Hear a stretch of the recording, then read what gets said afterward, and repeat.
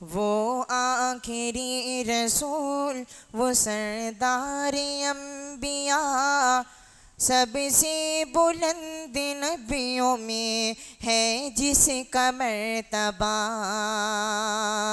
जिस पर तमाम हो गया नबियों का सिलसिला। वो आखिरी रसूल, वो सरदार अंबिया।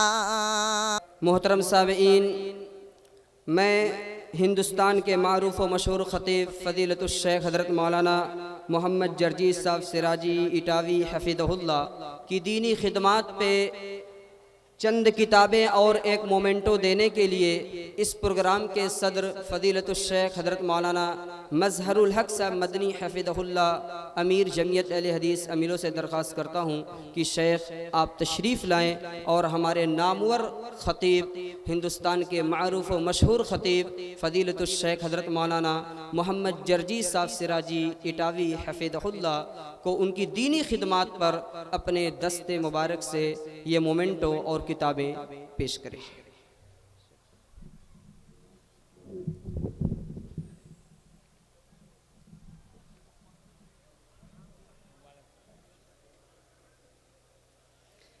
जज़ाकल्लाहु खैरन व अहसनल जज़ा। अमीर जमइयत की तरफ से शेख मोहतरम को मोमेंटो और किताबें पेश की जा चुकी हैं।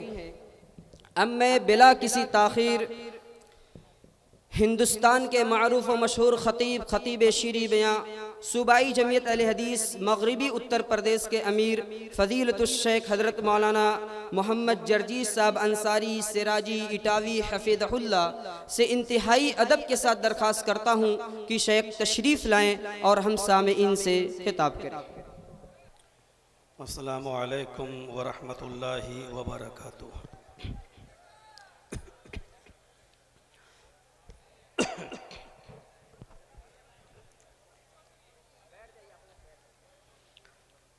अल्हम्दुलिल्लाह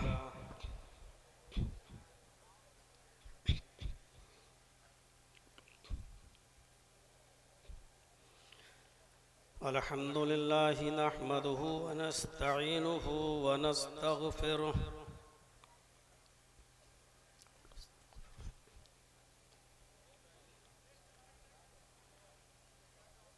व नऊज़ु बिल्लाहि मिन शुरूरि अनफुसिना व मिन सय्यिआति अअमालिना।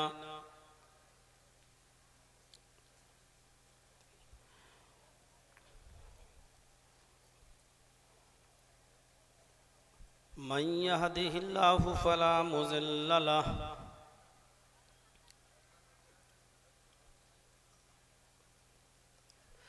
व मन युज़लिल्हु फला हादिय लह।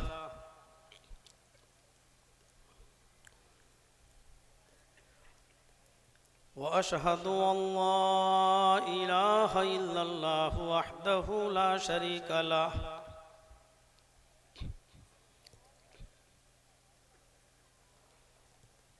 व अशहदु अन्न मुहम्मदन अब्दुहु व रसूलुहु।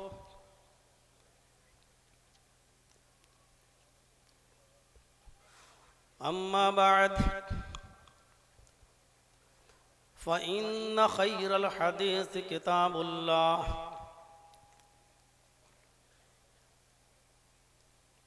व खैरल हदी हदी मुहम्मदिन सल्लल्लाहु अलैहि वसल्लम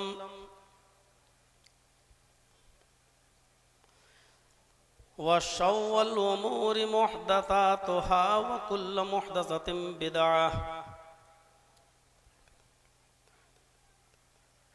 व कुल्लु बिदअतिन ज़लालह व कुल्लु ज़लालतिन फिन्नार।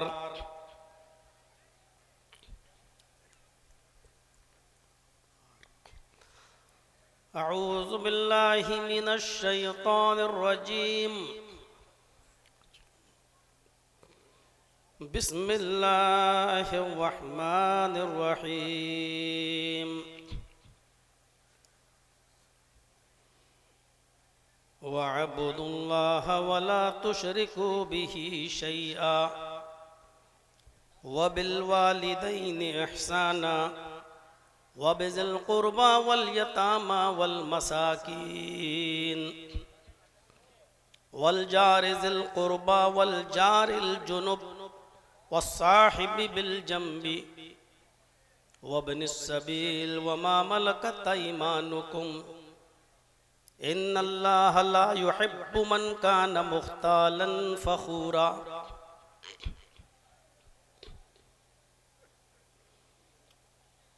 रब्बि इश्रह ली सदरी व यस्सिर ली अमरी वहलुल उक़दतम मिन लिसानी यफ़क़हू क़ौली।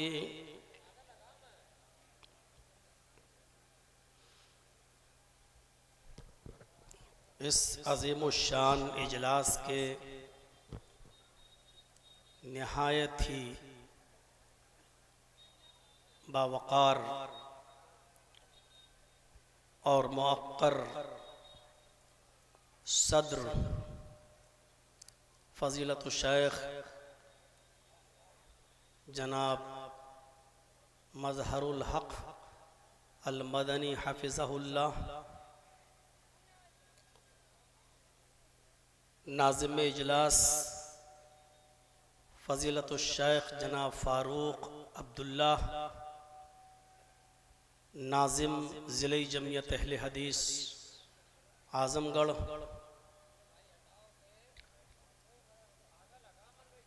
और स्टेज पर तशरीफ़ फरमा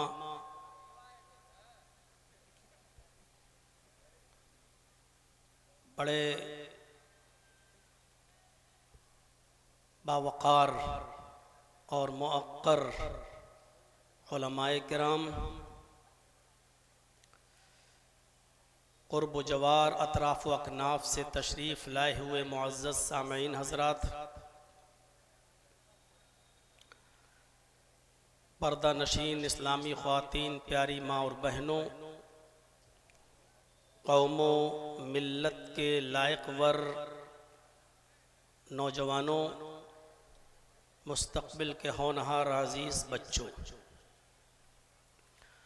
मुझे सही से इस बात का इल्म नहीं है कि अमीलों में इससे पहले मैं कब आया था। फ़ारूक अब्दुल्ला साहब ने मुझे बताया कि 2018 में आपकी यहाँ आमद हुई थी। तकरीबन 6 साल के अरसे के बाद आपके रूबरू अब पेश होने का मौका मुझे मिला है। कुछ दिनों के लिए मैं मुंबई में था। 17 से लेकर 22 तक अंधेरी और सोनापुर भांडुप वगैरह में मेरे प्रोग्राम लगे हुए थे।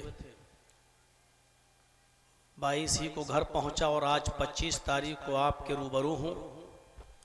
प्रोग्राम के इख्तिताम के बाद फ़ौरन मुझे रुखसत होना है, लखनऊ पहुंचना है, थोड़ी देर रहना है और फिर वहाँ से कस्बा जरवल ज़िला बहराइच के लिए निकलना है। कल वहाँ प्रोग्राम है और परसों का प्रोग्राम मेरा बरेली में था, लेकिन आज ही पता चला कि वहाँ कुछ दरगाह के लोगों ने मिलकर पुलिस प्रशासन में शिकायतें करके उस जलसे को उन्होंने कैंसिल करवा दिया है।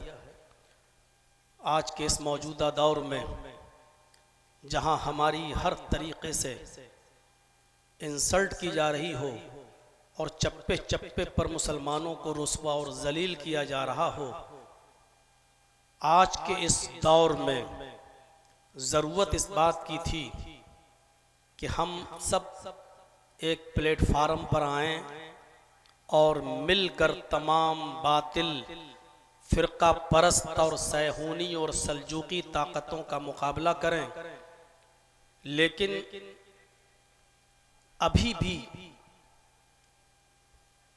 दुम टेढ़ी ही है, सीधी करने की कोशिश बहुत की गई लेकिन नतीजा ला हासिल है।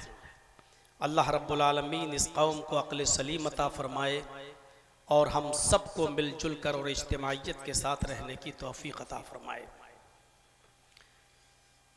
मैंने कुरान करीम की जो आयत आपके सामने तिलावत की है, जितनी देर मैं यहाँ रहूँगा कोशिश करूँगा कि आपके सामने उस आयत से मुताल्लिक़ चंद चीज़ें आपके सामने रख सकूं, इस उम्मीद के साथ कि आप गौर से सुनेंगे और इस दुआ के साथ कि अल्लाह तबारक व तआला कहने वालों को भी और सुनने वालों को भी अमल की पूरी पूरी तौफीक अता फरमाए।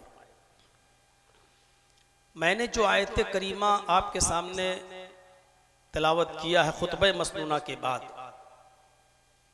वो हुकूकुल इबाद पर मुश्तमिल है। इस्लामी अहकाम की दो किस्में हैं, एक का ताल्लुक हुकूकुल्लाह से है और एक का ताल्लुक हुकूकुल इबाद से है।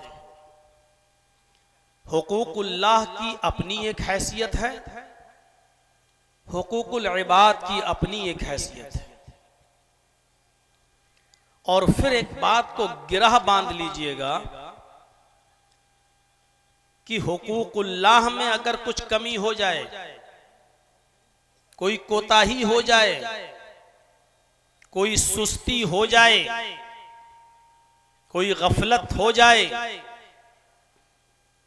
तो अल्लाह तबारक व तआला को इख्तियार है, चाहे तो अपने बंदे को उस पर सजा दे या चाहे तो अपने बंदे को उस पर माफ कर दे, नजरअंदाज कर दे। हुकूकुल्लाह का ताल्लुक अल्लाह की जात से है, अगर उसमें कुछ कमी और बेशी होती है तो अल्लाह को इख्तियार है, वो चाहे तो अपने बंदे को उस पर अजाब दे या चाहे तो वो उसको माफ कर दे। लेकिन हुकूकुल इबाद का ताल्लुक बंदों से, और ये बड़ा अजीब मामला है। खुद नबी अकरम सल्लल्लाहु अलैहि वसल्लम ने इसकी वजाहत फरमा दी है कि अगर आपका हुकूकुल इबाद में कुछ लग़्ज़िश होती है, कमी होती है, आपकी कोताही होती है, आपसे कमी होती है आपसे, तो अल्लाह तबारक व तआला भी उस वक्त तक आपको माफ नहीं करेगा जब तक कि जिसके ताल्लुक से आपने कमी की है, कोताही की है, जब तक वो बंदा आपको माफ न कर दे, अल्लाह तबारक व तआला भी माफ नहीं करेगा। आज मैं हुकूकुल इबाद के ताल्लुक से कुछ बातें आपके सामने रखना चाहता हूं। चाहे कितने बड़े तहज्जुद गुजार बने रहिए, फजर की नमाज आपकी जमात के साथ भले ही ना छूटती हो, तकबीर तहरीमा ही आपकी क्यों ना आपको बराबर मिलती हो और उसमें पहली सफ में आप शामिल रहते हो, कभी फौत ना होती हो, लेकिन याद रखिएगा अगर हुकूकुल इबाद में हमारी कमी हो रही है और हम हुकूकुल इबाद के मामले में सुस्त हैं, तो हमारी इबादतों का कोई फायदा नहीं है। अभी वाकयात और दलाइल आपके सामने बाद में आएंगे।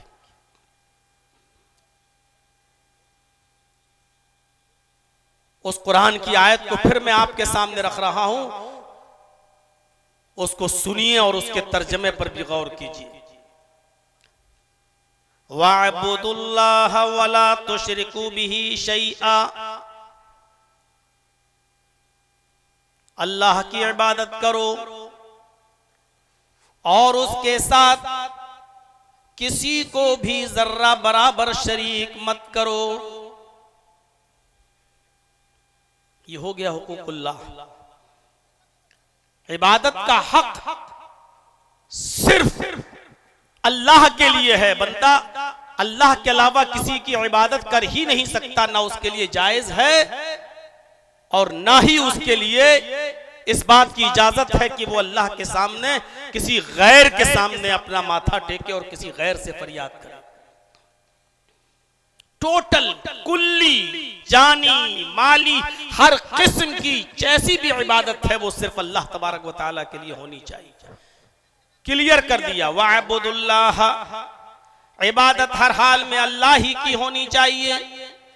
वला तुशरिकू बिही शैआ, और उसके साथ किसी को जर्रा बराबर भी शैअन कुछ भी शरीक नहीं करना है। इसके बाद आई वबिल वालिदैन एहसाना, वालिदैन के साथ एहसान करो, हुस्न सुलूक। यहां अल्लाह तबारक व तआला ने यह नहीं कहा कि अपने माँ बाप को खाना खिलाओ, यह नहीं कहा कि अपने माँ बाप को पानी पिलाओ, किसी खास एक नेकी का हुक्म नहीं दिया, बल्कि लफ्ज एहसान इस्तेमाल किया है। वबिल वालिदैन एहसाना, अपने वालिदैन के साथ एहसान करो, और एहसान हर नेकी को शामिल है। आपके बाप चलने फिरने से आजिज हैं, उड़ नहीं पा रहे हैं, चल नहीं पा रहे हैं, ख्वाहिश जाहिर करते हैं कि बेटा मुझे जरा घर के बाहर ठंडी हवा में बिठा दो, मैं थोड़ा सा घर के बाहर बैठना चाहता हूं, मैं थोड़ा सा घर के बाहर खुली फजा में बैठना चाहता हूं। अब बेटे की जिम्मेदारी ये होती है कि वो अपने बाप को उठाए, उसको गोद ले, अपनी पीठ पर लादे, और उनकी इस ख्वाहिश को पूरा करके बाहर कुर्सी लगाकर उनको बिठा दे। बाप बीमार हैं, अच्छा से अच्छा और बेहतर से बेहतर उनका इलाज कराए, भूखे हैं तो उनको खाना खिलाए। गर्ज ये कि नेकियों की जितनी भी कैटेगरीज क्वालिटीज हो सकती हैं, और नेकियों में जो जो चीजें शामिल हैं वो सारी की सारी एहसान के अंदर शामिल हैं। वबिल वालिदैन एहसाना, और अपने वालिदैन के साथ एहसान करो। और यही एहसान के बाद वाव आतिफा के जरिए और भी चीजें पेश की जा रही हैं। वबिज़िल कुर्बा वल यतामा वल मसाकीन वल जारिज़िल कुर्बा वल जारिल जुनुब वस्साहिबि बिल जंबि वब्निस सबील वमा मलकत ऐमानुकुम, अपने कराबतदारों के साथ एहसान करो। वबिज़िल कुर्बा, अपने कराबतदारों के साथ एहसान करो। वल यतामा, यतीमों के साथ एहसान करो। वल मसाकीन, और मिस्कीनों के साथ भी एहसान करो। वल जारिज़िल कुर्बा, और अपने कराबतदार हमसाया के साथ भी एहसान करो। वल जारिल जुनुब, अजनबी हमसाया के साथ भी एहसान करो। वस्साहिबि बिल जंबी, अपनी पहलू के साथी के साथ भी एहसान करो। वब्निस सबील, मुसाफिर के साथ भी अच्छा सुलूक करो। हुस्ने सुलूक उसके साथ भी होना चाहिए। वमा मलकत ऐमानुकुम, और जिनके तुम मालिक हो, यानी अपने गुलामों और मातहतों के साथ भी तुम एहसान करो। वल जारिज़िल कुर्बा, हमसाया कराबतदार। वल जारिल जुनुब, अजनबी हमसाया। बाज़ मुफस्सिरीन ने लिखा है उन पड़ोसियों के साथ भी एहसान करो जिनसे तुम आशना हो, जिनको तुम जानते हो, जिनसे तुम्हारे अच्छे असरो रुसूख हैं, और जिनसे तुम हर वक्त उठते बैठते हो, जिनके साथ जिनको तुम पहचानते हो, उनके साथ भी अच्छा सुलूक करो। और अजनबी लोगों के साथ भी अच्छा सुलूक करो, जिनको तुम नहीं जानते हो लेकिन वो तुम्हारे पड़ोस में हैं, अजनबी है, जिनसे तुम आशना नहीं हो, लेकिन उनके साथ भी तुम अच्छा सुलूक करो। बास हमारे मुफस्सिरीन ने इसकी तशरीह में ये भी लिखा है कि कराबतदार चाहे मुसलमान, पड़ोसी आपका चाहे मुसलमान हो, तब भी उसके साथ अच्छा सुलूक करो, और अगर आपका पड़ोसी गैर मुस्लिम है तब भी उसके साथ अच्छा सुलूक करो। वल जारिज़िल कुर्बा वल जारिल जुनुब की ये भी तशरीह की गई है, ये भी एक माना बयान किया गया है। वस्साहिबि बिल जंबी, पहलू के साथी का मतलब यह है कि आप उससे वाकिफ नहीं, आप जानते नहीं, आप सफर कर रहे हैं, ट्रेन में बैठे हुए हैं, अचानक उसने आपका नाम पूछा, आपने उसका नाम पूछा, उसने आपका बिजनेस पूछा, आपने उसका बिजनेस पूछा।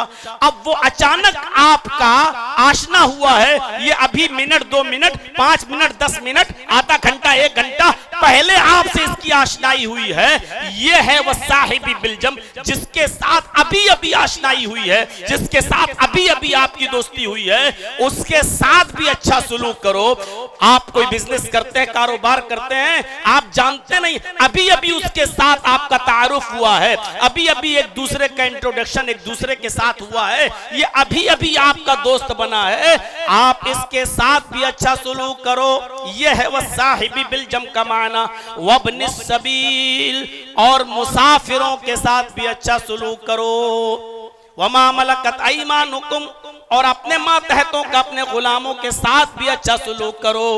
ये कुरान ने बयान किया है। कुरान ने इतने लोगों की तशरीह करना, वो भी आज के इस खिताब के अंदर शायद हमारे लिए मुमकिन न हो सके। इसलिए पहले तो हम इस चीज को उठाते हैं कि हुकूकुल इबाद क्या है। इन चीजों का नंबर बाद में आएगा। हुकूकुल इबाद क्या है, उसकी हैसियत क्या है, ऐसे समझने की कोशिश करें कि अल्लाह तबारक व तआला ने जब आदम अलैहिस्सलातु वस्सलाम के अंदर रूह डाली और उनको बहुत से नाम सिखाए, उनकी आज़मत और उनके मकाम को बुलंद रखने के लिए अल्लाह तबारक व तआला ने फरिश्तों को हुक्म दिया,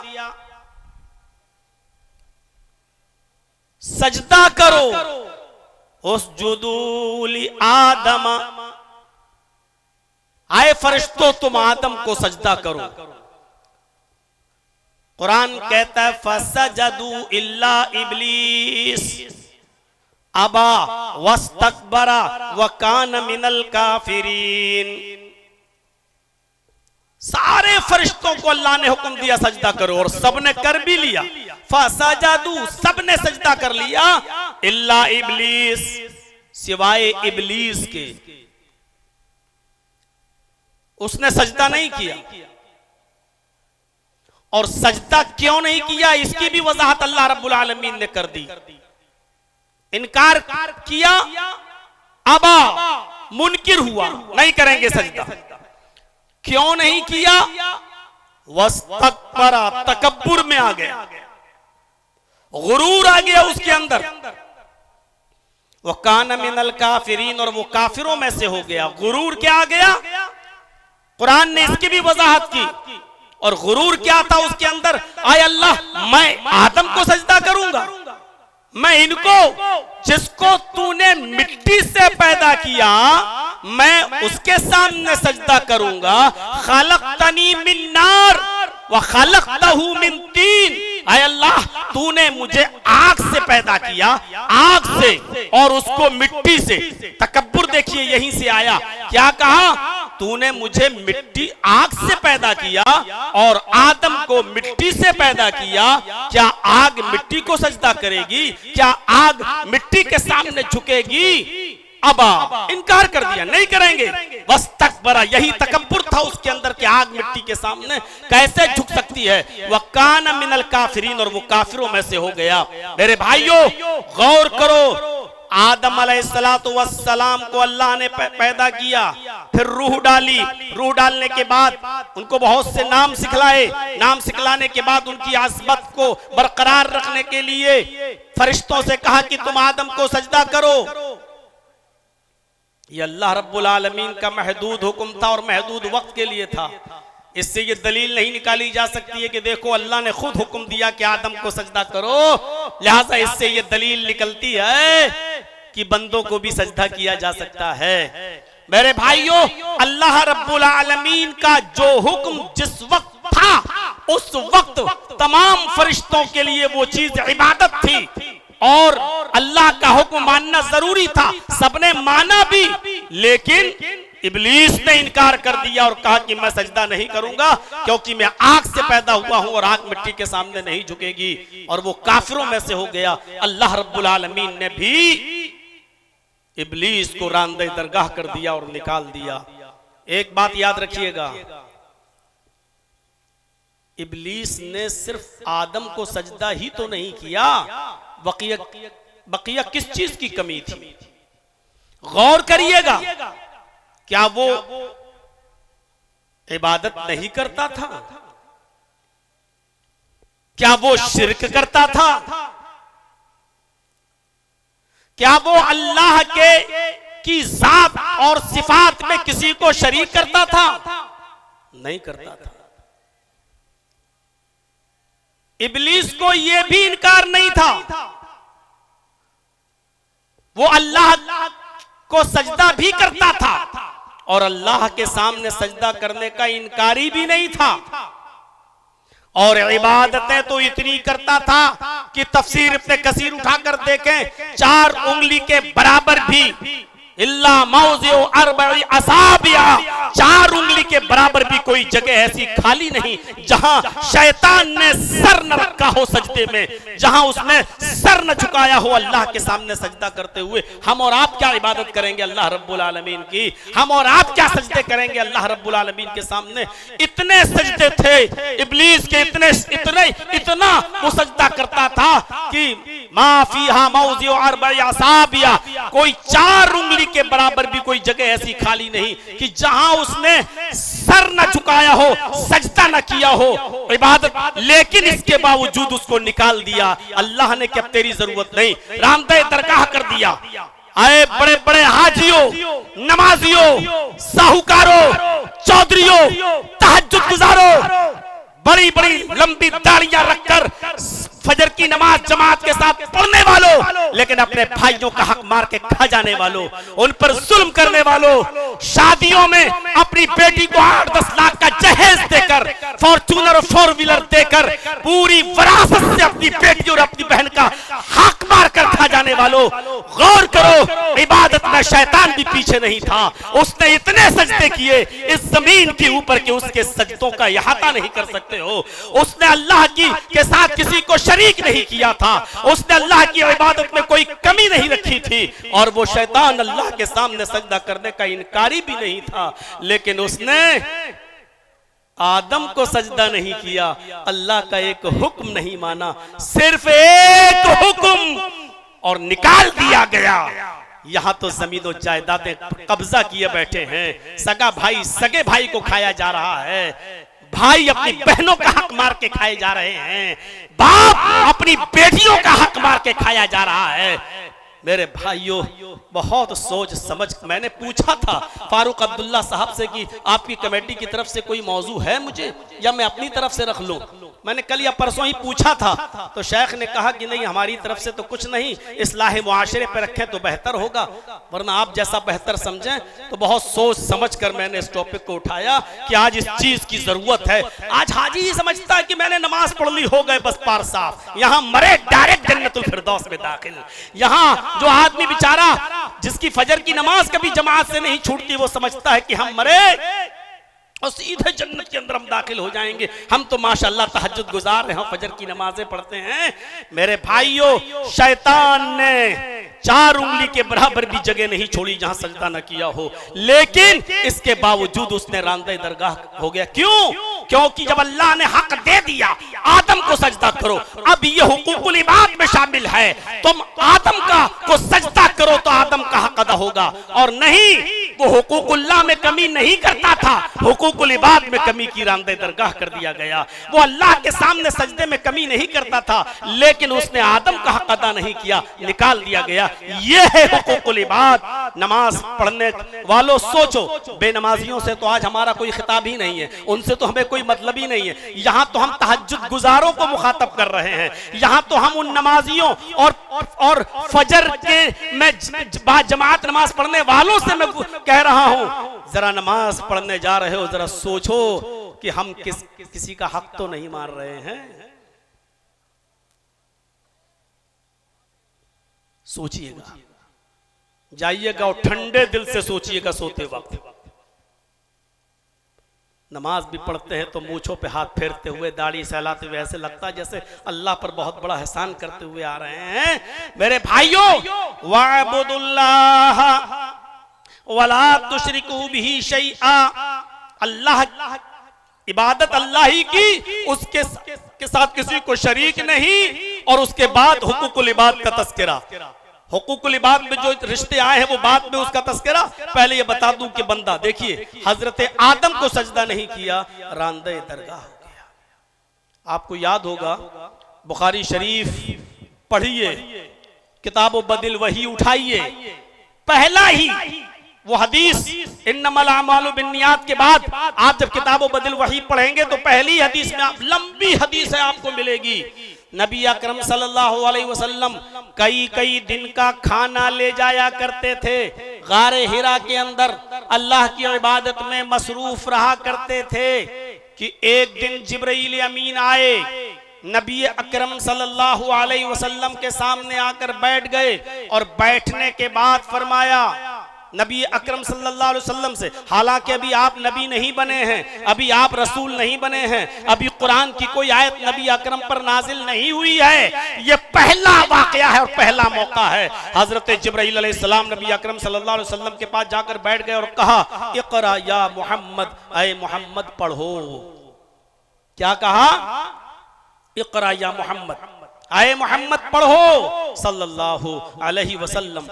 मोहम्मद रसूलुल्लाह सल्लल्लाहु अलैहि वसल्लम ने जो जवाब दिया वो वही जवाब था ही, और फितरी तौर पर जिस इंसान ने कभी कोई किताब न पढ़ी हो, जिसको कोई पढ़ाया ना गया हो, उसका वही जवाब होगा। और वही जवाब अल्लाह के नबी ने दिया, मा अना बिकारी, मैं पढ़ा हुआ नहीं हूं। पहले तो डर गई, ये आया कौन है, आज तक कोई नहीं आया गारे हिरा में, ये कौन है? और आते ही मुझसे कह रहा कि पढ़ो, मा अना बिकारी, मैं पढ़ा हुआ नहीं हूं।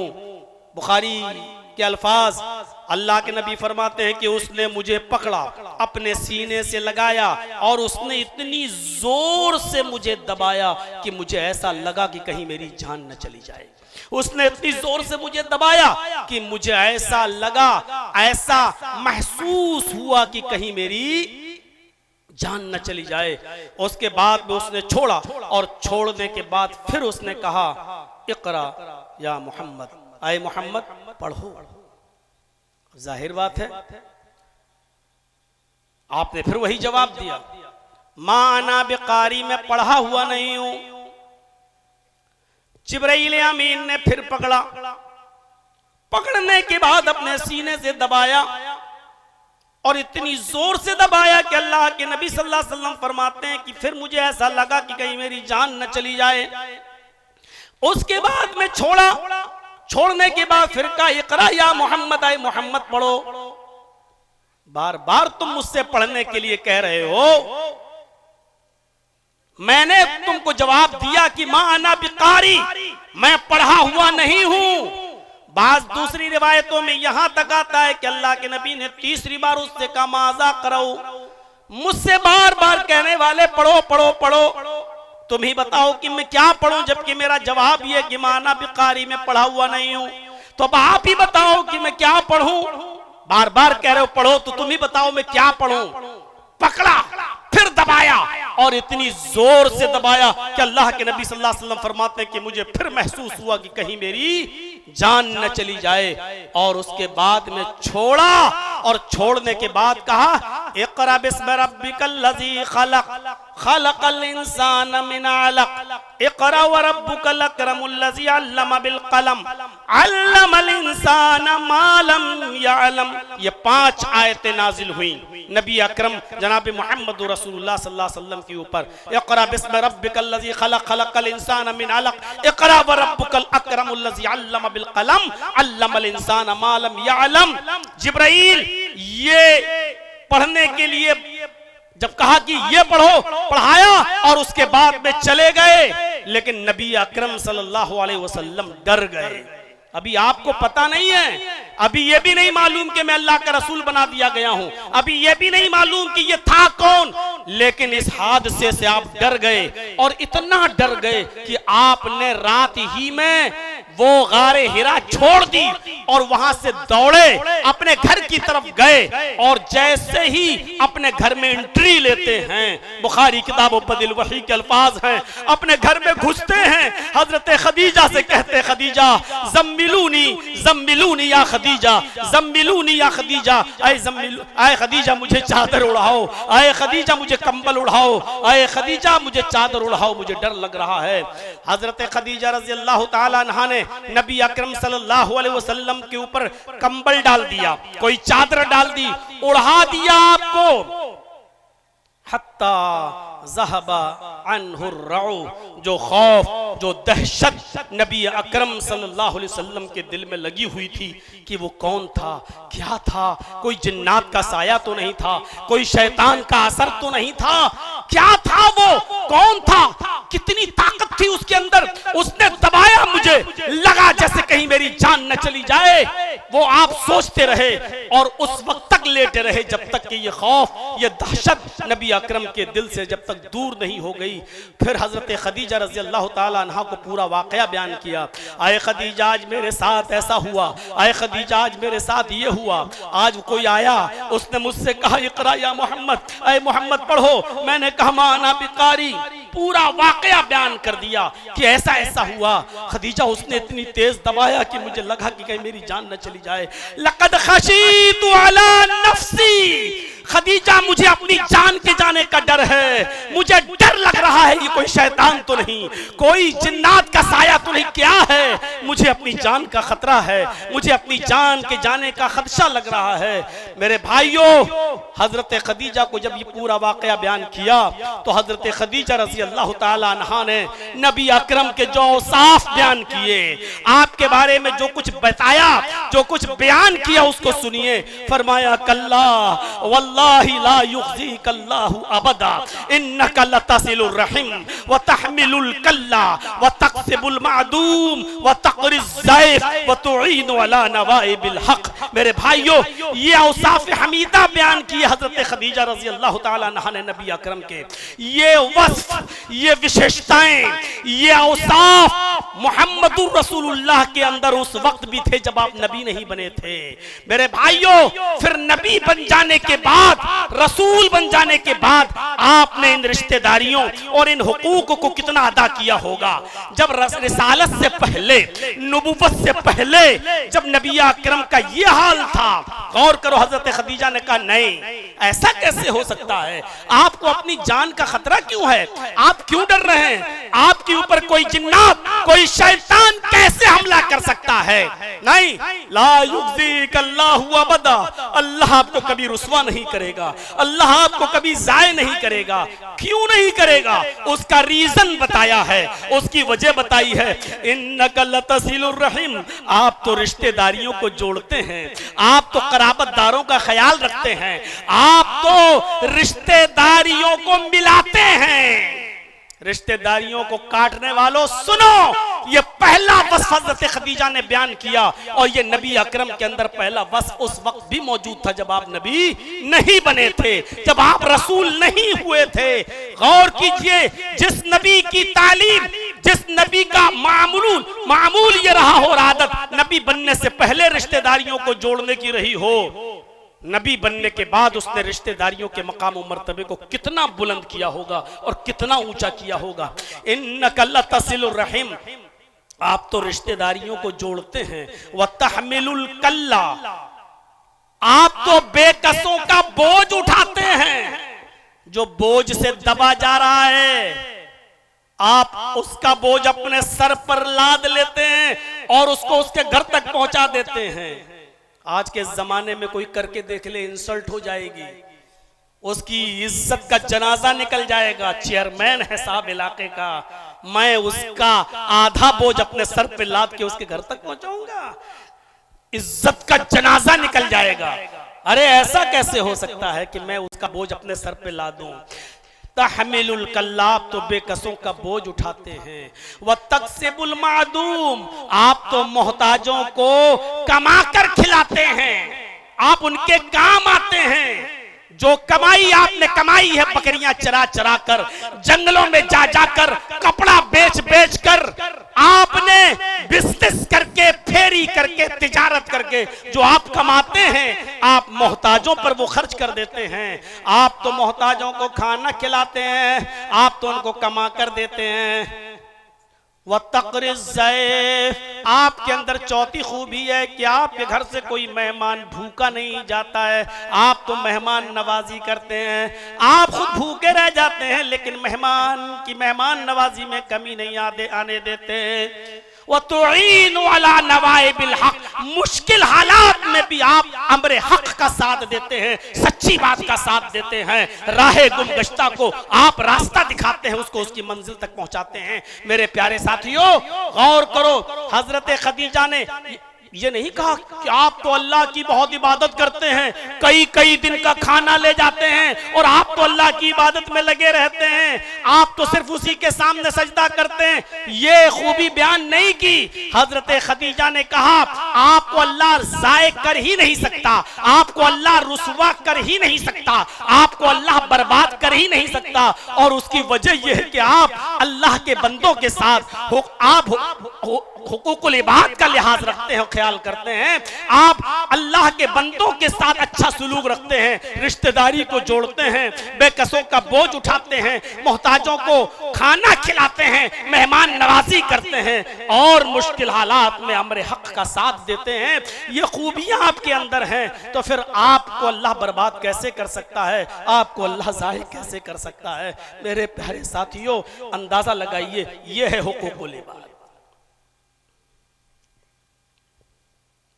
नबी अकरम जनाब बुखारी की रिवायत ही है, हजरत मोहम्मद रसूलुल्लाह सल्लल्लाहु अलैहि वसल्लम ने एक मरतबा मजलिस में तमाम सहाबा से जब पूछा तो यही तो कहा था, मन अस्बह मिनकुमुल यौमा साइमन, आज कौन ऐसा शख्स है जिसने सुबह इस हाल में की कि वो रोजे से हो, नफली रोजे के बारे में। तो अबू बकर सिद्दीक ही उठे थे। फिर आपने कहा कि मन अस्बह मिनकुम, आज किसने सुबह इस हाल में की कि उसने किसी मिस्कीन को और मोहताज को खाना खिलाया हो। फिर आपने पूछा ऐसा कौन है जिसने आज किसी बीमार आदमी की आयादत की हो। मन अस्बह मिनकुम, तुम में से कौन है जिसने आज आदम मिनकुम मरीजन, जिसने आज किसी मरीज की आयादत की हो। फिर आपने पूछा तुम में से कौन है आज जिसने सुबह इस हाल में की हो कि वो किसी जनाजे में शिरकत किया हो और किसी मस्जिद के साथ साथ कब्रिस्तान तक उसके साथ गया हो। मेरे भाइयों चारों बार में हजरत अबू बकर सिद्दीक ही उठे, हजरत अबू बकर सिद्दीक उठे, मैंने ही मिस्कीन को खाना खिलाया, मैं ही बीमार को आज देखने गया, मैं ही आज एक जनाजे में शिरकत भी की, उसकी नमाज जनाजा भी पढ़ाई और उसको कब्र में उतारा भी। ये सारी खूबियां मेरे अंदर आज मैंने इस हाल में सुबह की है। हाँ, इसके साथ साथ हुकूकुल्लाह भी अदा किया। वो अलग बात है कि रोजा फर्ज नहीं था लेकिन इसके बावजूद मैंने नफली रोजा रखा। एक काम था सिर्फ नफली रोजा, बकिया तीनों चीजें जो बताई वो हुकूकुल इबाद से ताल्लुक रखती हैं। तो अल्लाह के नबी सल्लल्लाहु अलैहि वसल्लम ने क्या फरमाया, जिसने सुबह इस हाल में की वो जन्नत में मेरे साथ होगा, वो जन्नत में दाखिल होगा। आए अबू बकर तुम जन्नत के अंदर दाखिल होगे। मेरे प्यारे साथियों गौर करो, हुकूकुल इबाद की ये अहमियत है, हुकूकुल इबाद का ये मकाम और ये मर्तबा है। आज हम क्या हुकूकुल इबाद का ख्याल रख रहे हैं? जाइएगा सोचिएगा हमारा पड़ोसी के साथ क्या मामला है। हुकूकुल इबाद में सिर्फ इतना ही नहीं आता है, गैर मुस्लिमों के साथ क्या सलूक है, मुसलमानों के साथ क्या सलूक है, मुस्लिम कैदियों के साथ क्या सलूक है, औरतों के साथ क्या सलूक है, बीवियों के साथ क्या सलूक है, बेवाओं के साथ क्या हमारा सलूक है, यतीमों के साथ क्या हमारा सलूक है, गैर मुस्लिमों के साथ क्या हमारा सलूक है। अरे शरीयत ने तो जानवरों तक के हुकूक बयान किए हैं। और पढ़िएगा जानवरों के चैप्टर को खोल के, अल्लाह के नबी सल्लल्लाहु अलैहि वसल्लम ने यहां तक मुतय्यन किया है कि अगर कोई जानवर तुम पाले हुए हो और खेत जोतने का काम लेते हो उससे, खेती बाड़ी का, तो उसके ऊपर कितना बोझ लाद सकते हो और कितनी देर उससे काम करा सकते हो और कितनी दूर बैठकर उस पर सफर कर सकते हो और उसके ऊपर कितना बोझ लाद सकते हो। ये सारी चीजें शरीयत में मौजूद हैं और शरीयत इससे भरी पड़ी हुई है। जो शरीयत जानवरों तक के हुकूक में कमी ना होने देती हो और हमें हुक्म देती हो कि जानवरों के साथ भी अच्छा सलूक हो, वो हुकूकुल इबाद के मामले में कितनी मेरे भाइयों चौकस होगी और हमारे ऊपर कितना बार डाल रही होगी कि तुम हुकूकुल इबाद का ख्याल रखो। वो हदीस तो आपने सुनी होगी, हदीस कुदुसी है मुस्लिम शरीफ की। 20 मरतबा आपने अपने इलाके के उलमा से सुना होगा, 20 मरतबा आपने अपने इलाके के उलमा से सुना होगा। हदीस कुदुसी है वो। हदीस कुदुसी कहते ही उसी को हैं जिसमें अल्लाह के नबी सल्लल्लाहु अलैहि वसल्लम ये कहें कि अल्लाह फरमाता है, नबी अकरम सल्लल्लाहु अलैहि वसल्लम कहें कि अल्लाह ने फरमाया, वो हदीस कुदुसी कहलाती है। क़यामत के दिन अल्लाह रब्बुल आलमीन एक शख्स को बुलाएगा, सीधे उससे यही सवाल करेगा। मुस्लिम शरीफ की हदीस, आए मेरे बंदे, दुनिया में मैं भूखा था, तूने मुझे खाना क्यों नहीं खिलाया? कैसा लग रहा है?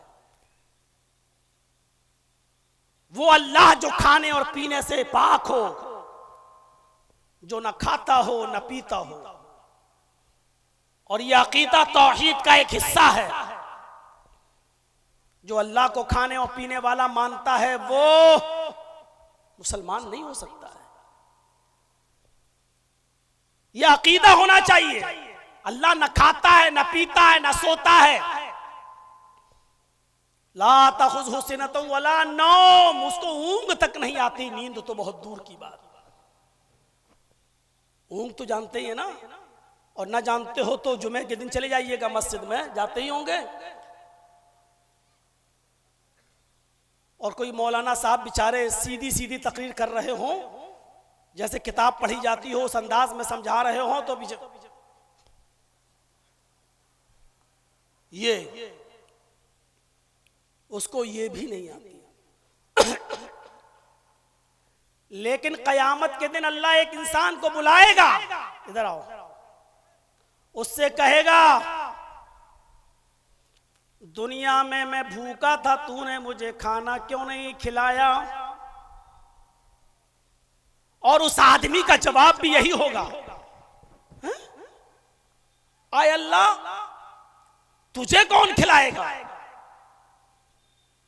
और कैसे खिला सकता है? तू तो खाता ही नहीं। आय अल्लाह तू तो सारी कायनात को खिलाने पिलाने वाला है, फिर तू कैसे? उसके जवाब में अल्लाह रब्बुल आलमीन जो कहेगा, आए मेरे बंदे, दुनिया में मेरा फला बंदा भूखा था। आए मेरे बंदे, दुनिया में मेरा फला बंदा भूखा था, अगर तूने उसको खिलाया होता तो तू मुझे उसके पास पाता। उसके पास पाता मतलब ये थोड़ी कि मैं वहां मौजूद होता, यानी मैं तेरी मदद के लिए हाजिर रहता। अल्लाह रब्बुल आलमीन के लिए जरूरी नहीं है कि वो आसमान से उतरकर दुनिया पर आए और लोग कहें कि नहीं वो यहां है, वो इस बोतल में भी है, वो इस कैमरे में भी है, वो इस मजलिस में भी है।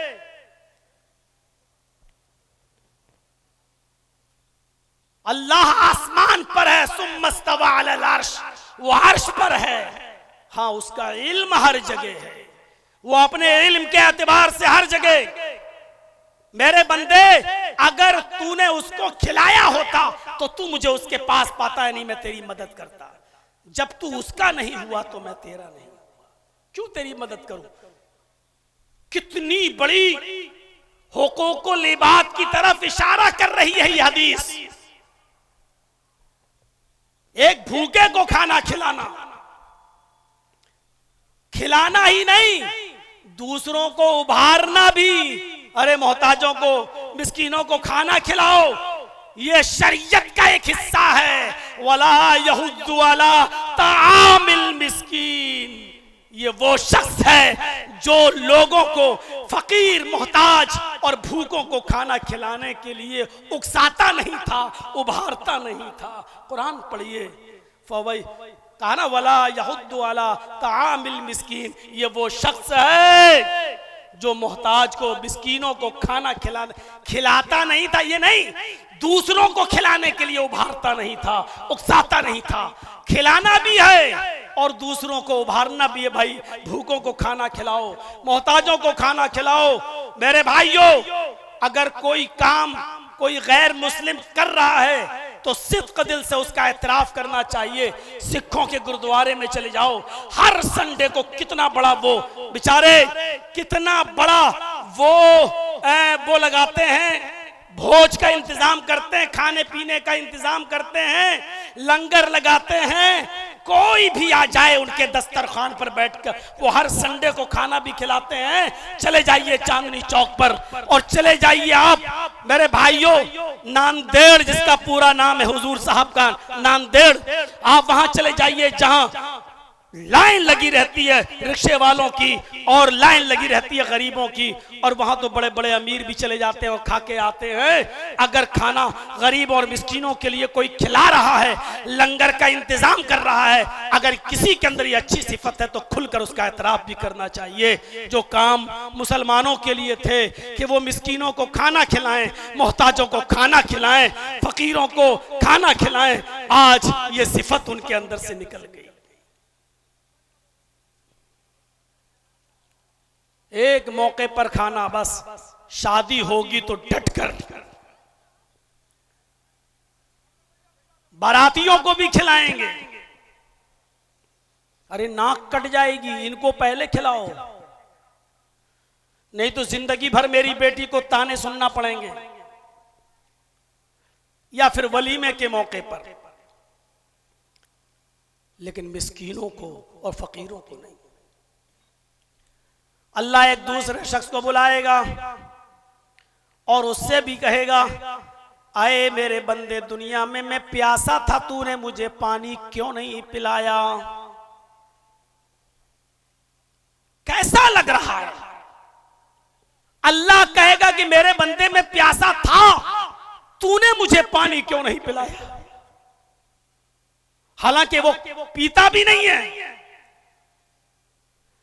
बंदा कहेगा, अल्लाह तुझे कैसे पिला सकते हैं, तू तो इन चीजों से पाक है।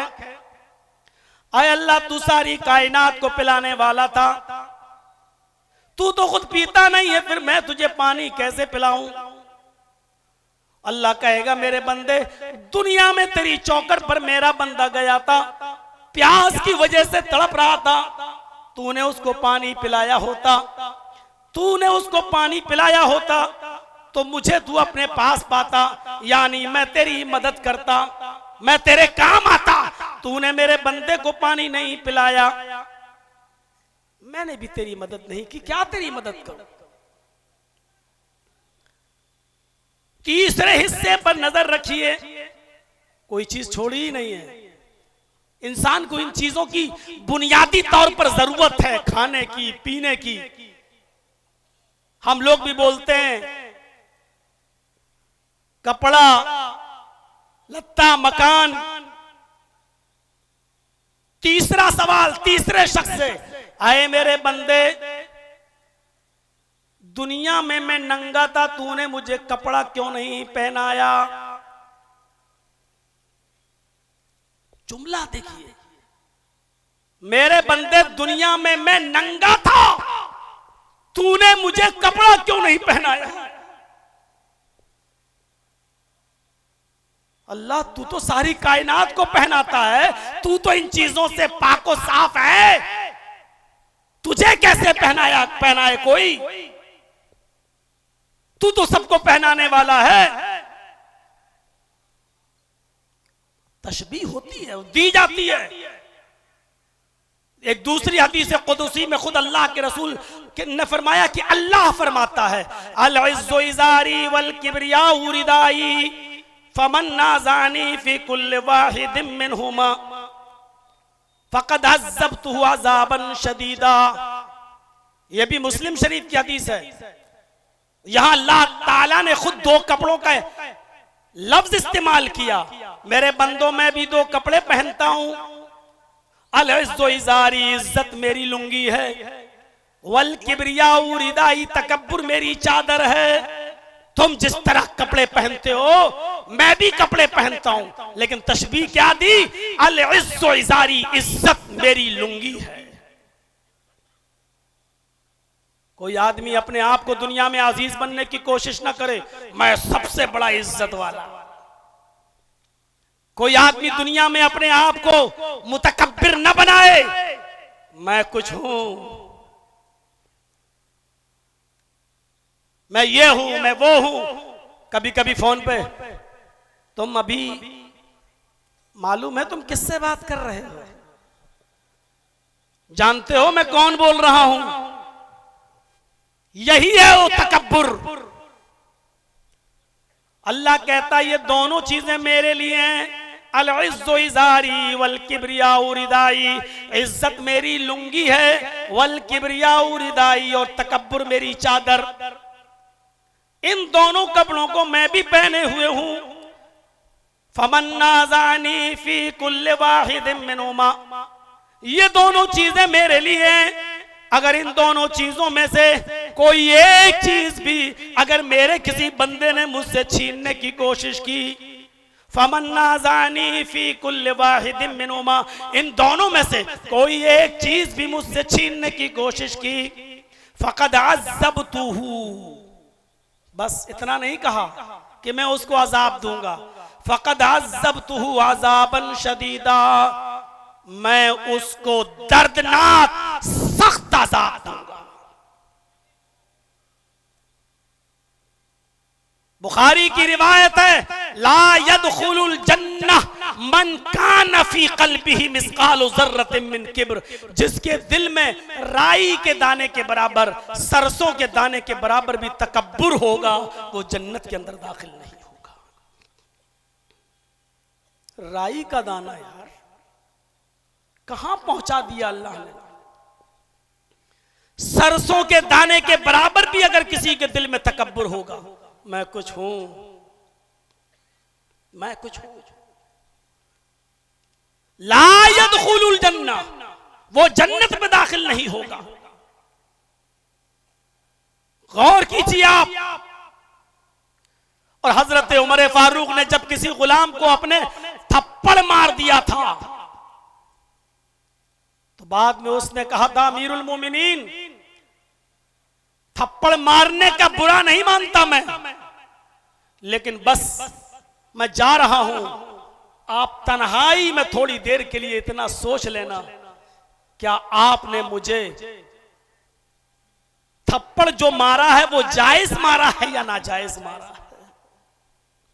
अपने मुलाजिमों पर जुल्म करने वालों, अपने मातहतों पर धौंस जमाने वालों, जरा गौर करो। हजरत उमर फारूक ने कहा, मैं इस्तंजा कर रहा था, पेशाब कर रहा था, और तू अमीरुल मोमिनीन चिल्ला रहा था। जब तुझे मालूम है कि मैं इस्तंजा कर रहा था तो तुझे चीखना नहीं चाहिए, चिल्लाना नहीं चाहिए। उसने कहा, अमीरुल मोमिनीन, मुझे नहीं मालूम था कि आप इस्तंजा कर रहे हैं। भला अगर मैं देख लूं कि आप इस्तंजा कर रहे हैं, पेशाब के लिए बैठे हुए हैं, तो मैं क्यों कहूंगा? मेरी नजर आपके ऊपर नहीं पड़ी, अगर पड़ जाती तो मैं क्यों चीखता? हजरत उमर ने कहा, क्या तुम ये बात हल्फ बिल्लाह के साथ कह सकते हो? उसने कहा, मैं अल्लाह की कसम खाकर कहता हूं कि मुझे नहीं मालूम कि आप इस्तंजा कर रहे थे। हजरत उमर ने कहा, जब तूने अल्लाह की कसम खाकर ये बात कह दी, तो फिर अब मैंने जो थप्पड़ मारा है तुझे नाजायज मारा है, इधर आओ, अब तू भी बदला ले ले। ये रहा मेरा गाल, जितनी जोर से मैंने तुझे थप्पड़ मारा उतनी जोर से तू भी मुझे मार ले। उसने कहा, अमीरुल मोमिनीन, आपको अपनी गलती का एहसास हो गया, मैंने माफ किया। फरमाया, नहीं, इसी दुनिया में तुम्हें इंतकाम लेना होगा, इसी दुनिया में तुम्हें बदला लेना होगा। कयामत के दिन में अपनी एक नेकी भी तुम्हें नहीं दे सकता हूं। तुम इसलिए मुझे माफ कर रहे हो क्योंकि मैं अमीरुल मोमिनीन हूं। इसकी वजह से तुम मुझे नजरअंदाज कर रहे हो। नहीं, उसने फिर कहा, जिस तरह मैंने कसम खाकर एतराफ किया कि अल्लाह की कसम मैंने आपको इस्तंजा करते हुए नहीं देखा, उसी तरह मैं अल्लाह की कसम खाकर कहता हूं कि मैंने दिल से आपको माफ कर दिया। सबके सामने उमर फारूक कह रहे हैं कि मुझे भी थप्पड़ मारो। आप सबके सामने अपनी एक हल्की सी शिकायत नहीं सुन सकते हो, और हजरत उमर तो सबके सामने कह रहे हैं मुझे थप्पड़ मारो। तकब्बुर का शायबा तक नहीं। बात थोड़ी सी घूम गई, उधर चली गई। मैं नंगा था, तूने मुझे कपड़ा क्यों नहीं पहनाया? कहेगा अल्लाह तू कैसे नंगा रह सकता, तू तो सारी कायनात को पहनाता है। तो अल्लाह रब्बुल आलमीन कहेगा मेरे बंदे तेरी चौखट पर फटे पुराने कपड़े पहने हुए आया था, तुझे मालूम था कि आदमी बेचारा गरीब है, इसके पास कपड़ा पहनने के लिए भी पैसा नहीं है, खरीदने के लिए भी पैसा नहीं है।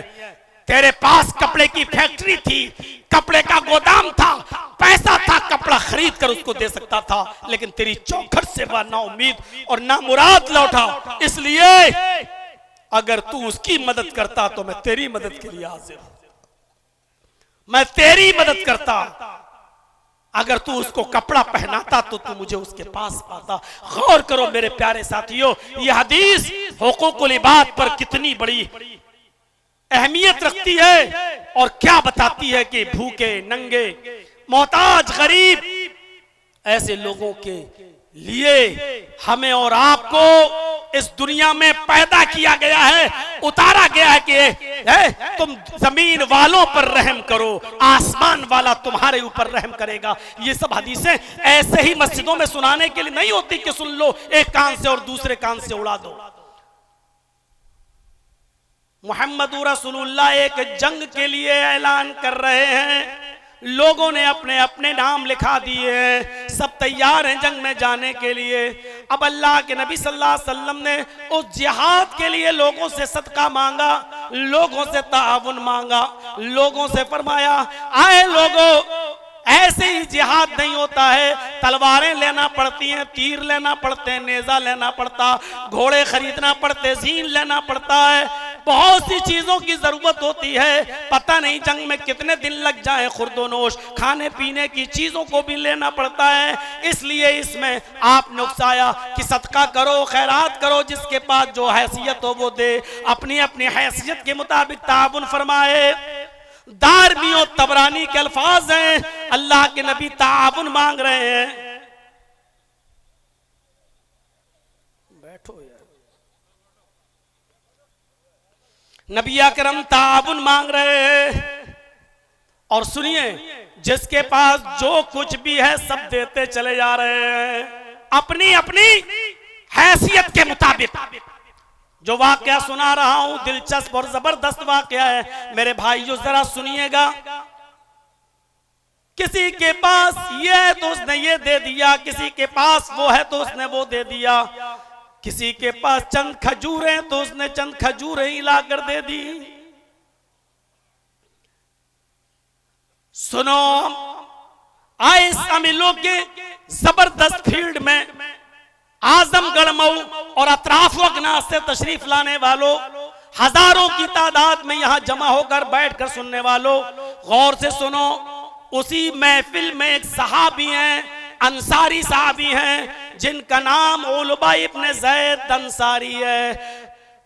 उनके पास उनके घर में 2 खजूरें भी नहीं हैं जो वो 2 खजूरें दे सके।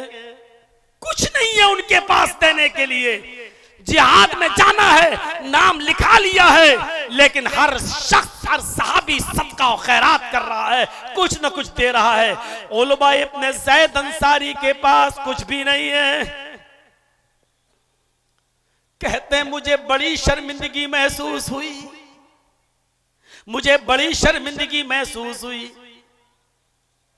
महफिल से चुपके से उड़ते हैं, सीधे अपने घर जाते हैं, इशा की नमाज पढ़ते हैं, लेट जाते हैं, यही सोचते हैं कि अल्लाह मेरे पास ऐसी कोई चीज नहीं है कि मैं भी उसको सदका दे सकूं, मैं भी उसको ज़कात में निकाल सकूं। अल्लाह के रसूल ने ताउन मांगा, मैं नबी अकरम को दे सकूं, नबी अकरम सल्लल्लाहु अलैहि वसल्लम को पहुंचा सकूं। आधी रात के बाद उठते हैं, वुजू बनाते हैं, 2 रकात नफिल नमाज पढ़ते हैं और 2 रकात नफिल नमाज के बाद अल्लाह से यूं दुआ करते हैं। गौर कीजिए दुआ क्या कर रहे हैं। दुआ करते हैं, अल्लाहुम्मा इन्नहु लैसा इंदी शैउन मा अतसद्दिकु बिही इलाल आलमीन। तेरे नबी ने सदका व खैरात ताउन मांगा। अल्लाह के हर बंदे ने, तेरे हर बंदे ने अपनी अपनी हैसियत के मुताबिक जो था उसको दिया। मोहम्मद रसूलुल्लाह को पहुंचाया, कुछ नहीं था, 2 खजूरें थी वो दिया। इन्नहु लैसा इंदी शैउन, आय अल्लाह मेरे पास कोई ऐसी चीज नहीं, मा तसद्दिकु बिही, जिसको मैं सदका दे सकूं, जिसको मैं खैरात कर सकूं। मेरे पास कोई चीज नहीं। मैंने नबी अकरम को कोई सदका नहीं दिया, मैंने नबी अकरम को कोई खैरात नहीं दिया। मैंने मोहम्मद रसूलुल्लाह ने अल्लाह की राह में जो मांगा, मैंने मोहम्मद रसूलुल्लाह का कोई ताउन नहीं किया। अल्लाहुम्मा इन्नी अतसद्दिकु बिर्ज़ी अला मन्ना लहू। आय अल्लाह, आज मैं अपनी इज्जत का सदका करता हूं।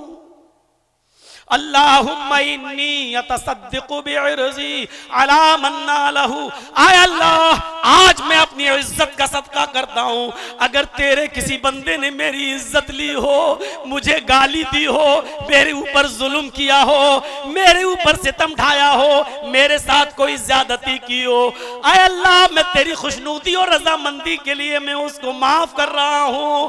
आय अल्लाह, यही चीज मैं सदका कर रहा हूं। आय अल्लाह, यही मैं खैरात कर रहा हूं। आय अल्लाह, मेरी इसी सदके को कबूल कर ले।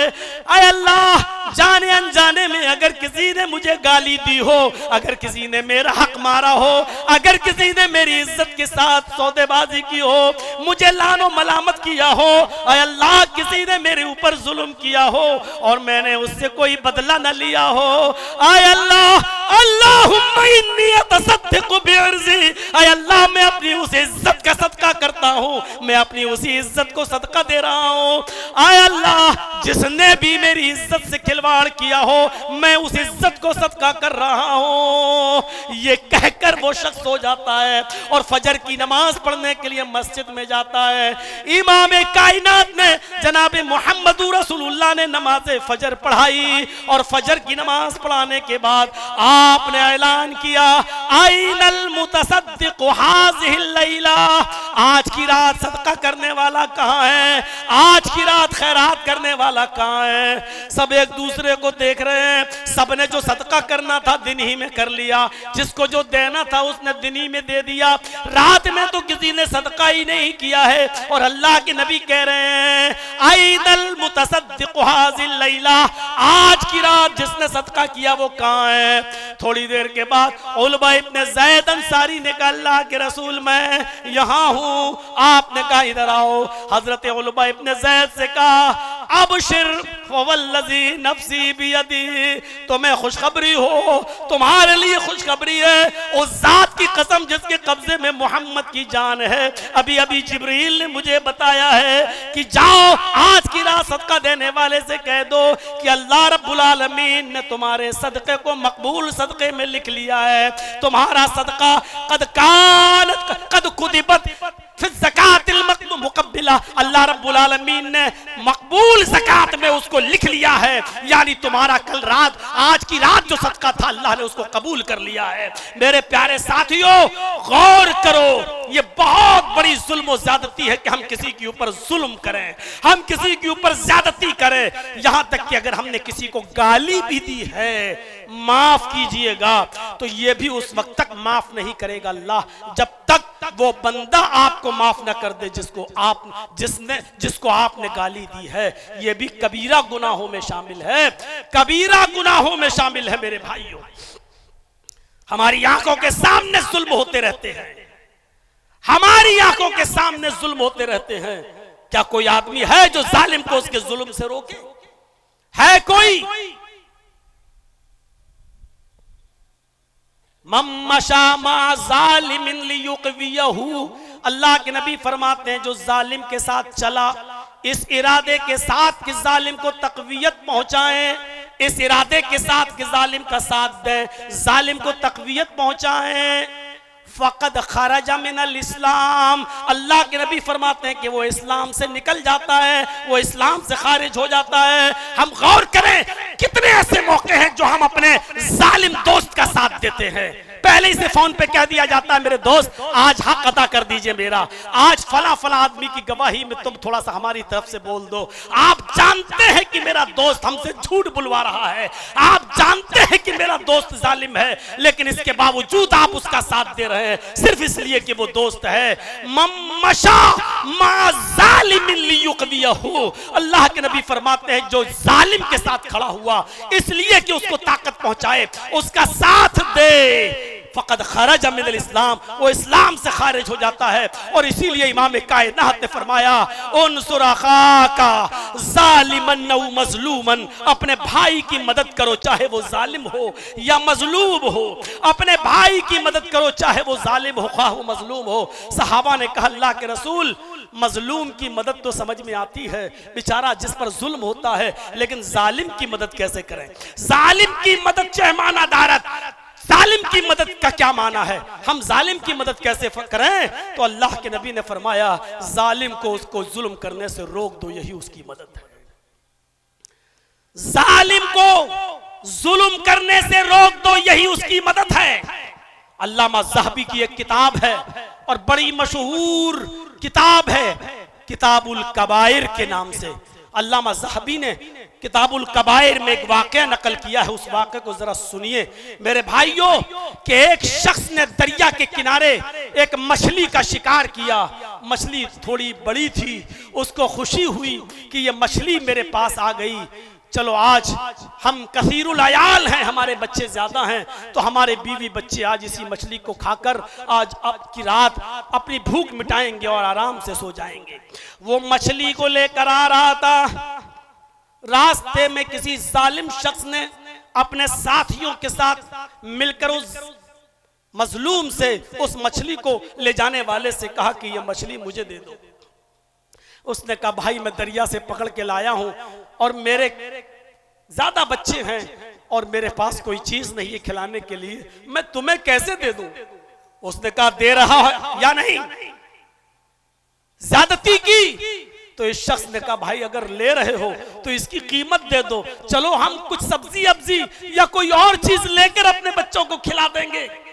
उन्होंने कहा चुप। पूरी मछली उसने छीन ली। जब ये छीन रहा था तो ये मजलूम आदमी अपनी मछली को छुड़ाने के लिए अपनी तरफ खींच रहा था। जालिम ताकतवर था, मछली सटकती जा रही थी। इस मजलूम आदमी ने मछली को बचाने के लिए उसका हाथ अपने मुंह में रख लिया। उसका अंगूठा, मछली छीनने वाले का अंगूठा इस आदमी के मुंह में आ गया जिसकी मछली थी। इसने काटा, लेकिन वो जालिम शख्स ज्यादा ताकतवर था, उसने मछली को छीन लिया और इसके काटने का भी उसके ऊपर कोई फर्क नहीं पड़ा। ये मछली लेकर चला गया।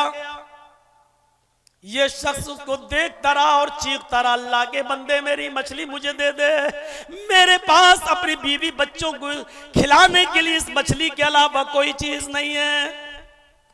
एक मछली छीनी थी। किताबुल कबाइर में अल्लामा ज़हबी ने जो नकल किया सुनिए आगे। आए यतीमों, मिस्कीनों, पड़ोसियों और अपने भाइयों की जमीनों पर कब्जे करने वालों, अपनी बहन और बेटियों का हक मारकर खा जाने वालों, सुनो सुनो, ये चीखता रहा, चिल्लाता रहा, अल्लाह के बंदे मछली मुझे दे दे, मेरे बीवियों बच्चों के पास इसके अलावा कुछ नहीं है। लेकिन उसने एक नहीं सुनी, ये उसको देखता रहा, और जब वो उसकी आंखों से ओझल हो गया तो इसके मुंह से बद्दुआइया जुमले निकल गए। इन्हीं बद्दुआइया जुमलों के बारे में अल्लाह के नबी सल्लल्लाहु अलैहि वसल्लम ने फरमाया था, इत्तक़ी दावतल मज़लूम, मजलूम की बद्दुआ से बचो, इसलिए कि मजलूम जब बद्दुआ देता है तो उसकी आवाज और अल्लाह के अर्श के बीच में कोई पर्दा नहीं होता। लैसा बैनहू व बैनल्लाहि हिजाब, उसके और अल्लाह के दरमियान फिर कोई पर्दा नहीं होता। डायरेक्ट अल्लाह मजलूम की आह को सुनता है, फिर इंसाफ करता है। उसके इंसाफ में देर जरूर होती है लेकिन अंधेर नहीं होता है, उसकी लाठी में आवाज नहीं होती है, और जालिम इसी दुनिया में अपना अंजाम देख लेता है। वो आदमी वहां से चला गया, इसके मुंह से बद्दुआइया जुमले निकले। उस जालिम ने अपने साथियों के साथ मछली खाई, पकाया खाया और गुलछर्रे उड़ाए और सो गया। रात को इसके अंगूठे में दर्द हुआ, किसी तरीके से इसने सुबह तक उसको रात काट ली, और सुबह अपने इलाके के हकीम और तबीब के पास गया। उसने कहा, भाई अंगूठा देखो मेरा। तबीब ने उस अंगूठे को देखने के बाद कहा, इसमें तो इन्फेक्शन, जहर फैल रहा है, तुम्हारा अंगूठा तो ये सड़ गया है।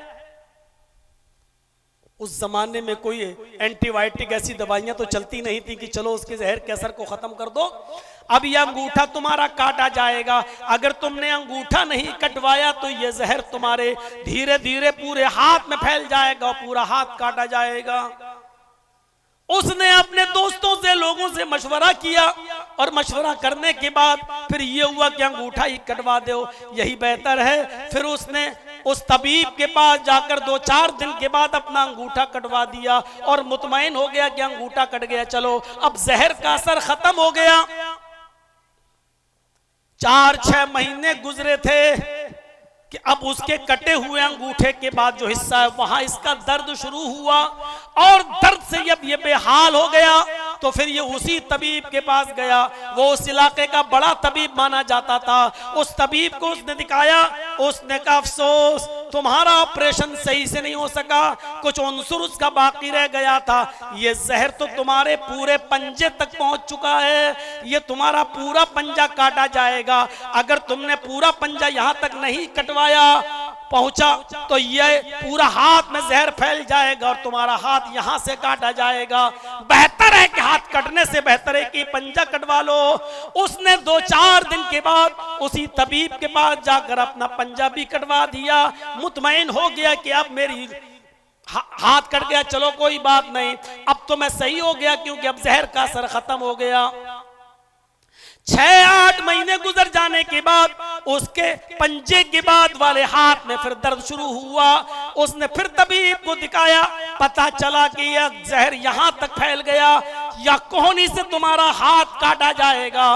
उसने न चाहते हुए भी हाथ कटवा दिया, लेकिन 1 साल गुजर जाने के बाद ये फिर जहर यहां तक फैल गया, और जब कांधा कटने का नंबर आया तो कांधा तो काट दिया गया यहां से उसका हाथ। लेकिन हकीम ने कहा कि मेरी सारी हिकमत यहां करना काम हो जाती है, अब मैं कुछ नहीं कर सकता, तुम्हारा जहर फैलता जा रहा है, जबकि मैं उस हिस्से को काट देता हूं। तो मुझे पूरी की पूरी बात बताओ कि तुम्हारा इस अंगूठे में दर्द कैसे शुरू हुआ, कब से शुरू हुआ, ताकि मैं उसकी असल जड़ तक पहुंच सकूं। इसने 2-2.5-3 साल का अरसा गुजर चुका था। इसने पूरा वाकया बताया कि मैंने एक गरीब आदमी से उसकी मछली छीन रहा था तो मेरा हाथ उसके मुंह में चला गया, उसने काटा, लेकिन मैं ताकतवर था, मैंने उससे मछली छीन ली। वो चीखता रहा, चिल्लाता रहा, लेकिन मैंने उसकी मछली उसको नहीं दी। इस हकीम ने कहा, बस जरूर उस मजलूम ने तुम्हें बद्दुआ दी है, अब कोई हिकमत मेरी काम नहीं आ सकती है जब तक कि वो मजलूम तुम्हें माफ न कर दे। कोई रास्ता नहीं है तुम्हारे इलाज का। मैं कांधा भी काट दिया लेकिन ये जहर तुम्हारे पूरे जिस्म में फैलेगा। अगर तुम अपनी जान बचाना चाहते हो तो किसी न किसी तरह उस गरीब और मजलूम इंसान को ढूंढो और तलाश करो और उससे अपनी माफी तलाफी करो। अगर वो तुम्हें माफ कर दे तो शायद अल्लाह भी तुम्हें माफ कर दे और तुम बच सको, वरना कोई और दूसरा इलाज नहीं है तुम्हारा। उस जमाने का हकीम भी कितना खुदा तरसता, उसने इसको बिल्कुल साफ साफ बात बता दी और यह आदमी उस मजलूम को ढूंढने लगा।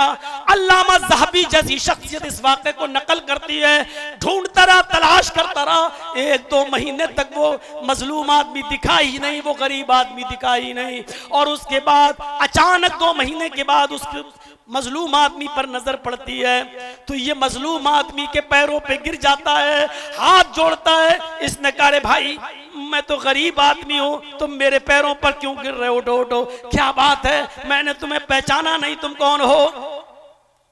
उस आदमी ने कहा मैं वही आदमी हूँ जिसने तेरे हाथ से मछली छीनी थी, याद है? जब मैं छीन रहा था तो मेरा अपने दांतों में तुमने मेरे अंगूठे को रख लिया था और काटा था, लेकिन उसके बावजूद भी मैंने मछली छीन ली।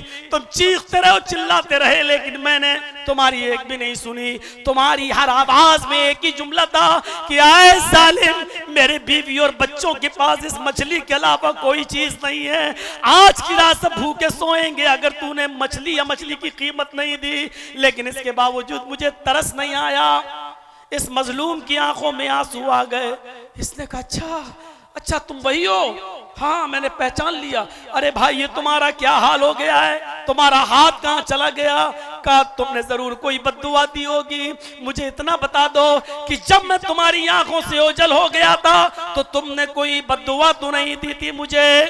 इस मजलूम ने फरमाया कि हाँ, अब तुमने जब सच बोलने के लिए कहा तो मैं बोल देता हूं कि हाँ, जब तुम मेरी आंखों से ओझल हो गए और मुझे उम्मीद हो गई कि तुम मेरी मछली मुझे वापस नहीं करोगे और मेरे बीवी बच्चे आज की रात भूखे सोएंगे, तो उस वक्त मेरी नजरें आसमान की तरफ उठी और मैंने अल्लाह के सामने ये बद्दुआ की कि इलाहुल आलमीन मेरी बीवी और बच्चों के पेट पर लात मारने वाले को ऐसी सजा दे जो लोगों के लिए निशाने इबरत बन जाए, जो लोगों के लिए निशान इबरत बन जाए। मेरे मुंह से ये बद्दुआ निकली थी। मैंने ये बद्दुआ नहीं की थी कि तेरा हाथ कट जाए, पैर कट जाए। मैंने ये कहा था अल्लाह ऐसे जालिम को वो सजा दे जो लोगों के लिए निशान इबरत बन जाए। मुझे क्या मालूम था कि मेरी बद्दुआ कबूल हो जाएगी और तेरा ये हाल होगा। फरमाया आए मजलूम शख्स मेरे भाई, अगर आज तुमने मुझे माफ न किया तो ये जहर मेरे पूरे बदन में फैल जाएगा और मैं मर जाऊंगा।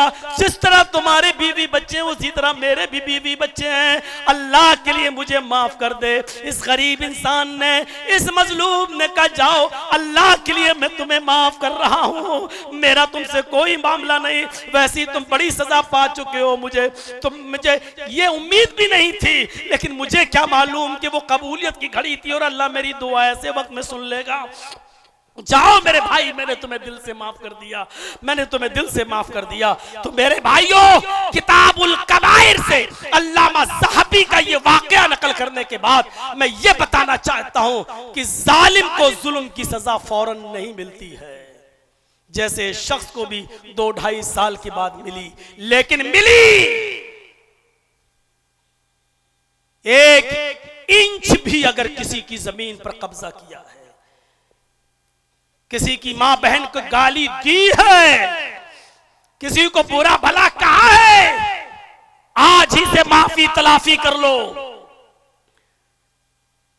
अपने मामलात साफ कर लो। मोहम्मद रसूलुल्लाह सल्लल्लाहु अलैहि वसल्लम ने इंतकाल से 4 दिन पहले भी यही कहा था। जिस दिन आपने ये कहा था कि मैं तुम्हारे दरमियान 2 चीजें छोड़कर जा रहा हूं, उससे पहले आपने ये भी कहा था कि अगर मैंने किसी को मारा हो तो आओ वो मुझसे अपना बदला ले ले, अगर मैंने किसी को थप्पड़ मारा है तो वो मुझे भी मार ले, मैंने किसी को कुछ कहा है तो वो आज मुझे कुछ कह ले। नबी अकरम ने आवाम की अदालत में अपने आप को सामने रखकर कहा था, अगर मैंने किसी के साथ कोई बुरा बुरा सलूक किया तो वो आज अपना इंतकाम ले ले और बदला ले ले।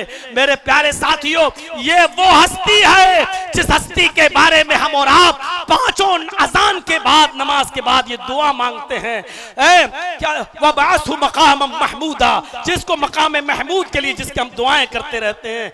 ये वो हस्ती है मेरे भाइयों जो जन्नत में सबसे पहले दाखिल होगी। ये वो हस्ती है जो जन्नत का दरवाजा सबसे पहले खटखटाएगी। ये वो हस्ती है मेरे भाइयों, लेकिन इसके बावजूद वो अपने आप को पेश कर रहे हैं। ये लो, अगर मैंने किसी को मारा हो तो ये मैंने अपने ऊपर से चादर हटा दी, तुम भी आओ और अपना इंतकाम ले लो, अपना बदला ले लो।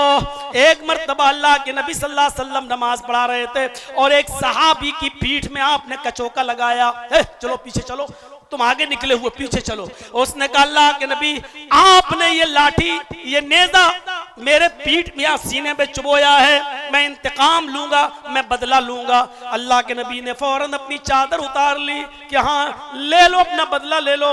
जैसे ही वो करीब आया और उसने फट से मोहम्मद रसूलुल्लाह के सीने को चूम लिया, उसने कहा हाशा कल्ला, अल्लाह के नबी मैं बदला लूंगा, मैं क्या ये नेजा आपके सीने में चुभाऊंगा? क्या आप हमसे ये उम्मीद रखते हैं? नहीं, अय अल्लाह के नबी, मुझे तो आपके सीने का बोसा लेना था, इसलिए मैंने ऐसा ये चाल चली है और ये एक तरीके से कहा जाए मैंने ये गेम खेला है, क्योंकि आप ऐसे चूमने नहीं देंगे तो मैंने ऐसे ऐसे करके आपके चादर को हटवा कर आपका सीने का बोसा ले लिया। तो मेरे भाइयों, बताने का मकसद ये है कि आपने चादर उतार दी कि लो अपना इंतकाम ले लो, अपने आप को बदले के लिए पेश। वो हस्ती जब कर सकती है तो हम और आप उनसे बड़े तो नहीं हैं, उनसे ऊंचा मकाम तो हमारा और आपका नहीं है, फिर हम और आप अपने आप को बदले के लिए क्यों पेश नहीं कर सकते, इंतकाम के लिए क्यों पेश नहीं कर सकते? तो ये है हुकूकुल इबाद की एक मुख्तसर सी वजाहत। उसके बाद सबसे पहली जो चीज बयान की है अल्लाह के नबी सल्लल्लाहु कुरान ने, वो है हुकूकुल इबाद में वबिल वालिदैन एहसाना, वालिदैन के साथ एहसान करो। इसमें कोई शक नहीं, तमाम बंदों में सबसे बड़ा आपका हुकूकुल इबाद में वालिदैन का। और इसीलिए नबी अकरम सल्लल्लाहु अलैहि वसल्लम से जब पूछा जाता था तो आप यही कहते थे कि सबसे बड़ा गुनाह शिर्क बिल्लाह, उसके बाद हुकूकुल वालिदैन, माँ बाप की नाफरमानी करना, माँ बाप को सताना, माँ बाप की नाफरमानी करना। एक मर्तबा तो आपने 3 बार फरमाया, बुखारी की रिवायत, अला उनब्बिउकुम बिअकबरिल कबाइरि सलासन, कुलना बला या रसूल अल्लाह। अल्लाह के नबी ने 3 बार कहा, लोगों क्या मैं तुम्हें सबसे बड़ा गुनाह न बताऊं? क्या मैं तुम्हें सबसे बड़े गुनाहों से बाखबर न कर दूं? अला उनब्बिउकुम बिअकबरिल कबाइर, ये बात 3 बार आपने कही। सहाबा ने फरमाया, बला या रसूल अल्लाह, क्यों नहीं? अय अल्लाह के नबी, हम जानना चाहते हैं कि सबसे बड़ा गुनाह क्या है, हमें बाखबर कीजिए, हमें बताइए कि सबसे बड़ा गुनाह क्या है। आपने फरमाया अश्शिर्कु बिल्लाह, अल्लाह के साथ किसी को शरीक करना, व हुकूकुल वालिदैन, और माँ बाप की नाफरमानी करना। और माँ बाप की नाफरमानी करना ये सबसे बड़ा गुनाह अल्लाह के नबी जनाब मोहम्मद रसूलुल्लाह सल्लल्लाहु अलैहि वसल्लम बयान कर रहे हैं। आप सोचिए कैसी वो औलाद है जो अपने माँ बाप को सताती है। एक सहाबी आए अल्लाह के नबी से, मैं बैत करूंगा जिहाद के लिए। आप सहाबा को जिहाद के लिए लेके जा रहे हैं, मैं भी जिहाद के लिए जाऊंगा। अल्लाह के नबी क्या मैं चलूं? आपने उससे सवाल किया, अहय्युन वालिदाक, क्या तुम्हारे माँ बाप जिंदा हैं? अहय्युन वालिदाक, क्या तुम्हारे माँ और बाप दोनों बाहयात हैं? उसने कहा हाँ। आय अल्लाह के नबी, मेरी माँ भी जिंदा है, मेरे बाप भी जिंदा है। आपने फरमाया फफीहिमा फजाहिद, जाओ इन दोनों ही की खिदमत करो, इन दोनों की सेवा करो, इन दोनों का कहा मानो, इन दोनों की इताअत करो। यही जिहाद है और तुम्हें जिहाद का सवाब मिलेगा। गौर करो मेरे प्यारे साथियों, अंदाजा लगा सकते हैं आप माँ बाप का मकाम और माँ बाप का दर्जा क्या है। हजरत मुआज़ इब्न जबल फरमाते हैं कि औसानी रसूलुल्लाह सल्लल्लाहु अलैहि वसल्लम बिअशरि कलिमात, कि मुझे मेरे नबी मोहम्मद रसूलुल्लाह ने 10 बातों की नसीहत मुझे फरमाई, 10 बातों की वसीयत फरमाई। और 10 बातों में पहली बात ये थी, आपने फरमाया आए मुआज़ इब्न जबल ला तुशरिक बिल्लाहि शैअन इन कुतिलता हुर्रिकता। आए मुआज़, अल्लाह के साथ कभी किसी भी हाल में किसी को शरीक मत करना। इन कुतिलता हुर्रिकता, अगर तुझे कत्ल कर दिया जाए, अगरचे तुझे जला कर राख कर दिया जाए, तुझे जलाकर भस्म कर दिया जाए, तब भी अल्लाह के साथ किसी को शरीक मत करना। वला तउकन्न वालिदैक व इन अमराकन तखरुज मिन अहलिका व मालिक, अगर और अपने माँ बाप की कभी भी नाफरमानी मत करना। वला तउकन्न वालिदैक, अपने माँ बाप की कभी भी किसी भी हाल में नाफरमानी मत करना। अगर तुम्हारे माँ बाप तुम्हें हुक्म दें कि तुम अपना माल, अपने अहल-ओ-अयाल, अपने बीवी बच्चे और अपना माल और दौलत छोड़कर बेघर हो जाओ, निकल जाओ इस घर से, अगर वो तुम्हें इस बात का भी हुक्म दें, इसके बावजूद तुम अपने माँ बाप की नाफरमानी मत करना। इस हदीस से वालिदैन की अहमियत का अंदाजा लगा सकते हैं आप, माँ बाप के मकाम का पता चलता है। एक और हदीस में अल्लाह के नबी फरमाते हैं अति अबाक व इन ज़लमका, हर हाल में अपने बाप की इताअत करो, अगरचे वो तुम्हारे ऊपर जुल्म ही क्यों ना कर रहे हो, अगरचे वो तुम्हारे ऊपर जुल्म ही क्यों ना करते हो। मेरे भाइयों, माँ बाप को जुल्म करने की इजाजत नहीं है। माँ बाप को भी हुक्म है कि अपनी औलाद के साथ इंसाफ करें, माँ बाप को भी हुक्म है कि अपनी औलाद का भी हक अदा करें, उनकी अच्छी तरबियत करें, उनकी अच्छी तालीम और तरबियत का इंतजाम करें, दीनदार और नेक लड़की से उसकी शादी कराएं। ये वालिदैन के लिए भी हुक्म है। लेकिन इस हदीस से माँ बाप का पता चलता है उसकी अहमियत का, कि अल्लाह के नबी ने कहा अपने माँ बाप की इताअत करो अगरचे वो तुम्हारे ऊपर जुल्म कर रहे हो। यानी उनके जुल्म के बावजूद भी अपने बाप को तुम मार नहीं सकते हो, उनको पीट नहीं सकते हो, उनको गाली नहीं दे सकते हो, उनको बुरा भला नहीं कह सकते हो। ये मकाम और मर्तबा है।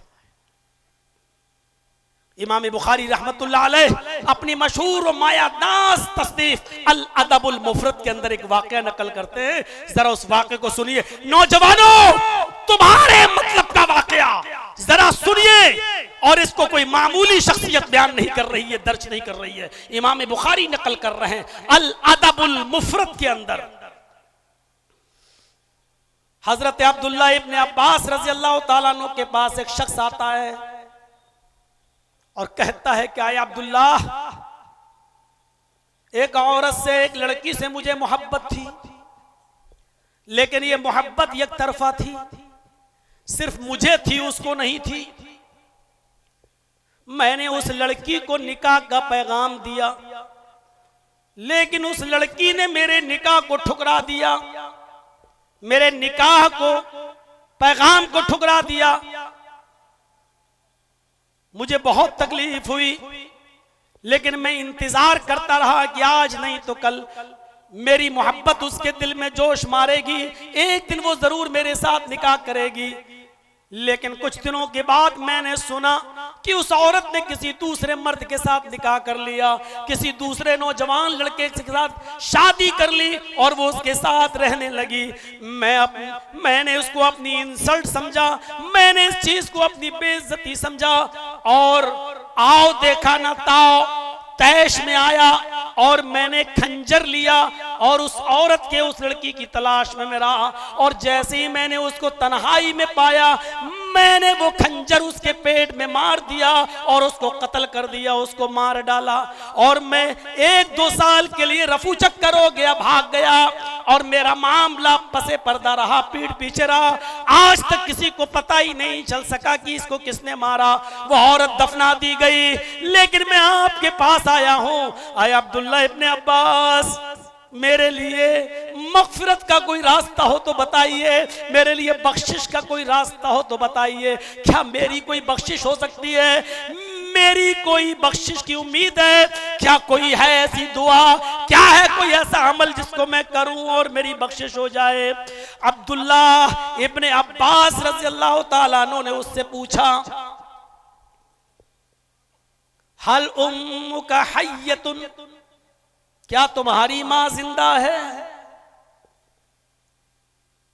क्या पूछ रहे हैं? क्या तुम्हारी मां बाहयात है?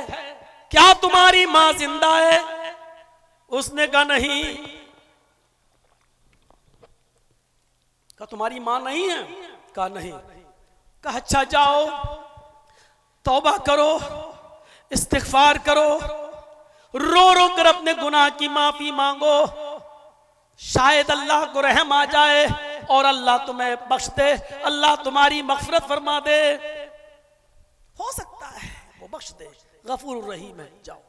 जब वो चला गया तो एक दूसरे साहबी ने अब्दुल्ला इब्ने अब्बास से पूछा, आए अब्दुल्ला इब्ने अब्बास, उस आदमी ने एक औरत का कत्ल किया है, और जब उसने पूछा कि मेरी मगफिरत की का कोई रास्ता है, तो आपने उससे एक ही सवाल किया, हल उम्मुका हय्यतुन, क्या तुम्हारी मां जिंदा है?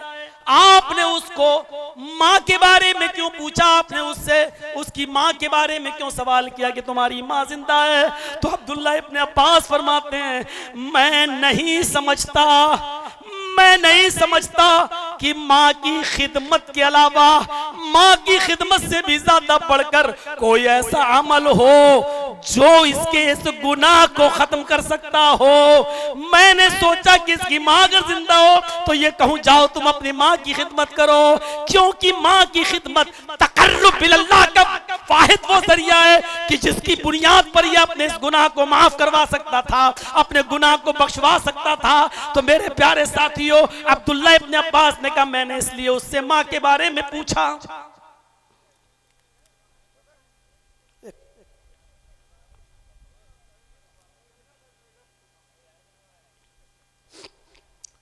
यहां से मां के मकाम और मां के मर्तबे के बारे में जरा अंदाजा लगाइए आप।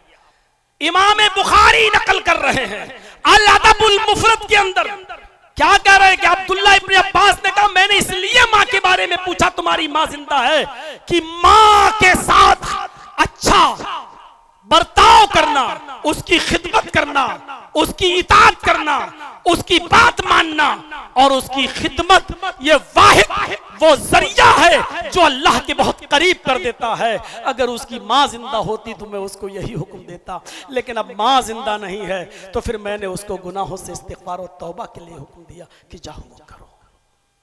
माँ के मकाम और मर्तबे को पहचाना।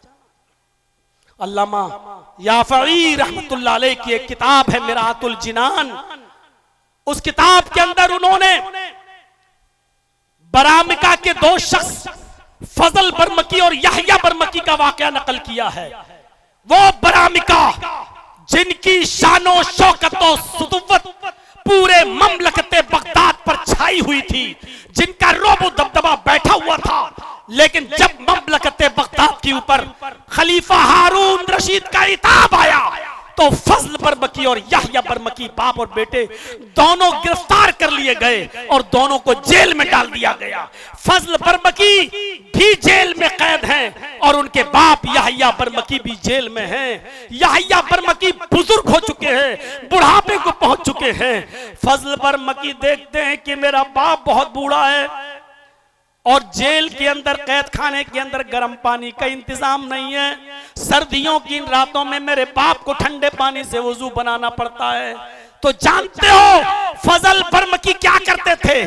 तांबे के एक लोटे में इशा की नमाज के बाद पानी भर लिया करते थे और उसी तांबे के लोटे को इशा की नमाज पढ़ने के बाद अपने पेट से लगा लिया करते थे कि पेट की गर्मी से सुबह फजर की नमाज के वक्त तक इस पानी में थोड़ी सी गर्मी आ जाएगी, हरारत आ जाएगी। रात भर वो जागा करते थे, सोते नहीं थे कि फजर की नमाज के वक्त में अपने बाप को कदरे गर्म पानी दे दूं। लेकिन जेल में गर्म पानी का इंतजाम नहीं था और उनको दिया भी नहीं जाता था, इसलिए फजल बरमकी तांबे के लोटे को अपने पेट में लगा लिया करते थे और इशा की नमाज से लेकर फजर तक पेट पेट की गर्मी से उस पानी को थोड़ा बहुत गर्म करते थे, सुबह तक थोड़ी सी हरारत उसमें आ जाया करती थी, फौरन वो पानी अपने बाप को पेश कर दिया करते थे और उस पानी से वुजू बनाकर उनके बाप यहया बरमकी अपने बेटे को दुआ दिया करते थे। मुझे बताना यह है कि बाप की खिदमत का मेरे भाइयों ये मौका हर किसी को हर वक्त नहीं मिलता है। खुश नसीब है वो इंसान आखिरी दिनों में और आखिरी अय्याम में अपने बाप की खिदमत में कामयाब हो जाएं और उनकी खिदमत करें। जिसका बाप राजी है और इंतकाल कर गया है इस हाल में कि वो अपने बेटे से खुश है, तो मेरे भाइयों उस बेटे को जन्नत की बशारत दी है जनाब मोहम्मद रसूलुल्लाह ने। लेकिन बाप मर गया और अपने किसी बेटे से नाराज था तो उस बेटे के लिए नमाज पढ़ना, रोजा रखना, ये इबादत है किस काम की? मेरे भाइयों जरा गौर कीजिए कि वालिदैन की खिदमत कितना बड़ा दर्जा रखती है। औलाद के भी हुकूक हैं, कोई ये ना कहे कि वाह साहब मौलाना सिर्फ बाप का ही हक है, औलाद का कोई हक ही नहीं है। औलाद का भी हक है, उसको अच्छी तरबियत दी जाए।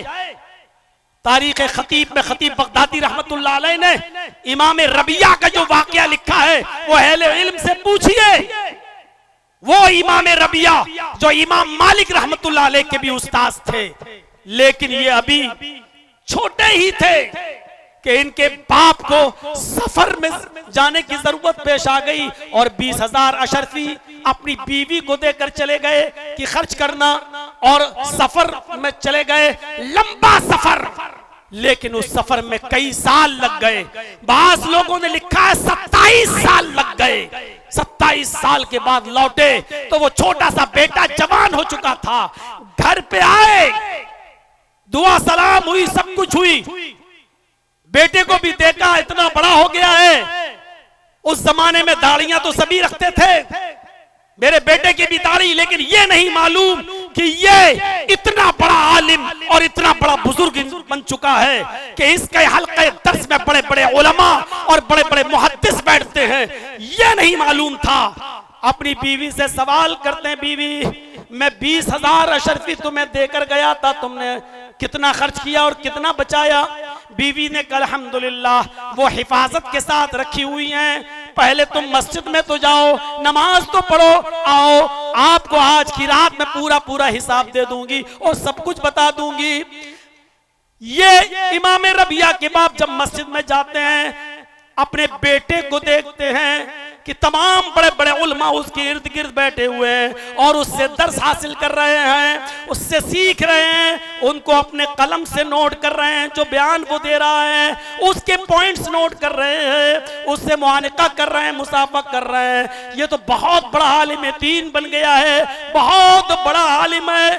अपने बेटे को देखकर उनकी खुशी का ठिकाना नहीं रहा। जब शाम को अपने घर आते हैं और अपनी बीवी से जिक्र करते हैं, अल्हम्दुलिल्लाह मेरा बेटा तो बहुत बड़ा आलिम है, बहुत बड़े बड़े उलमा उससे दर्स लेने आते हैं। जैसे ये बयान किया तो उसकी बीवी ने कहा, हाँ आए रबिया के अब्बू, आपको मालूम होना चाहिए आप जो 20,000 अशरफी मुझे दे गए थे, वो अशरफी मैंने आपके बेटे की तरबियत में, उसको पढ़ाने लिखाने में मैंने खर्च किया है। अब बताइए आपको वो 20,000 अशरफी ज्यादा महबूब है या आपका ये बेटा जो मैंने पाल पोस कर और पढ़ा लिखा कर उसको इतना बड़ा आलिम बना दिया? इमाम रबिया के वालिद कहते हैं, नहीं मेरी बीवी, मुझे कोई शिकायत नहीं है, वो 20,000 अशरफियां मेरे लिए कोई हैसियत नहीं रखती हैं। तुमने मेरे बेटे की जो तरबियत की है वो काबिल दाद है, उसका मैं एहसान अदा नहीं कर सकता। तुम नहीं जानती हो मेरी बीवी, तुमने मुझे कितना बड़ा तोहफा दिया है। तो ऐसी माएं थी।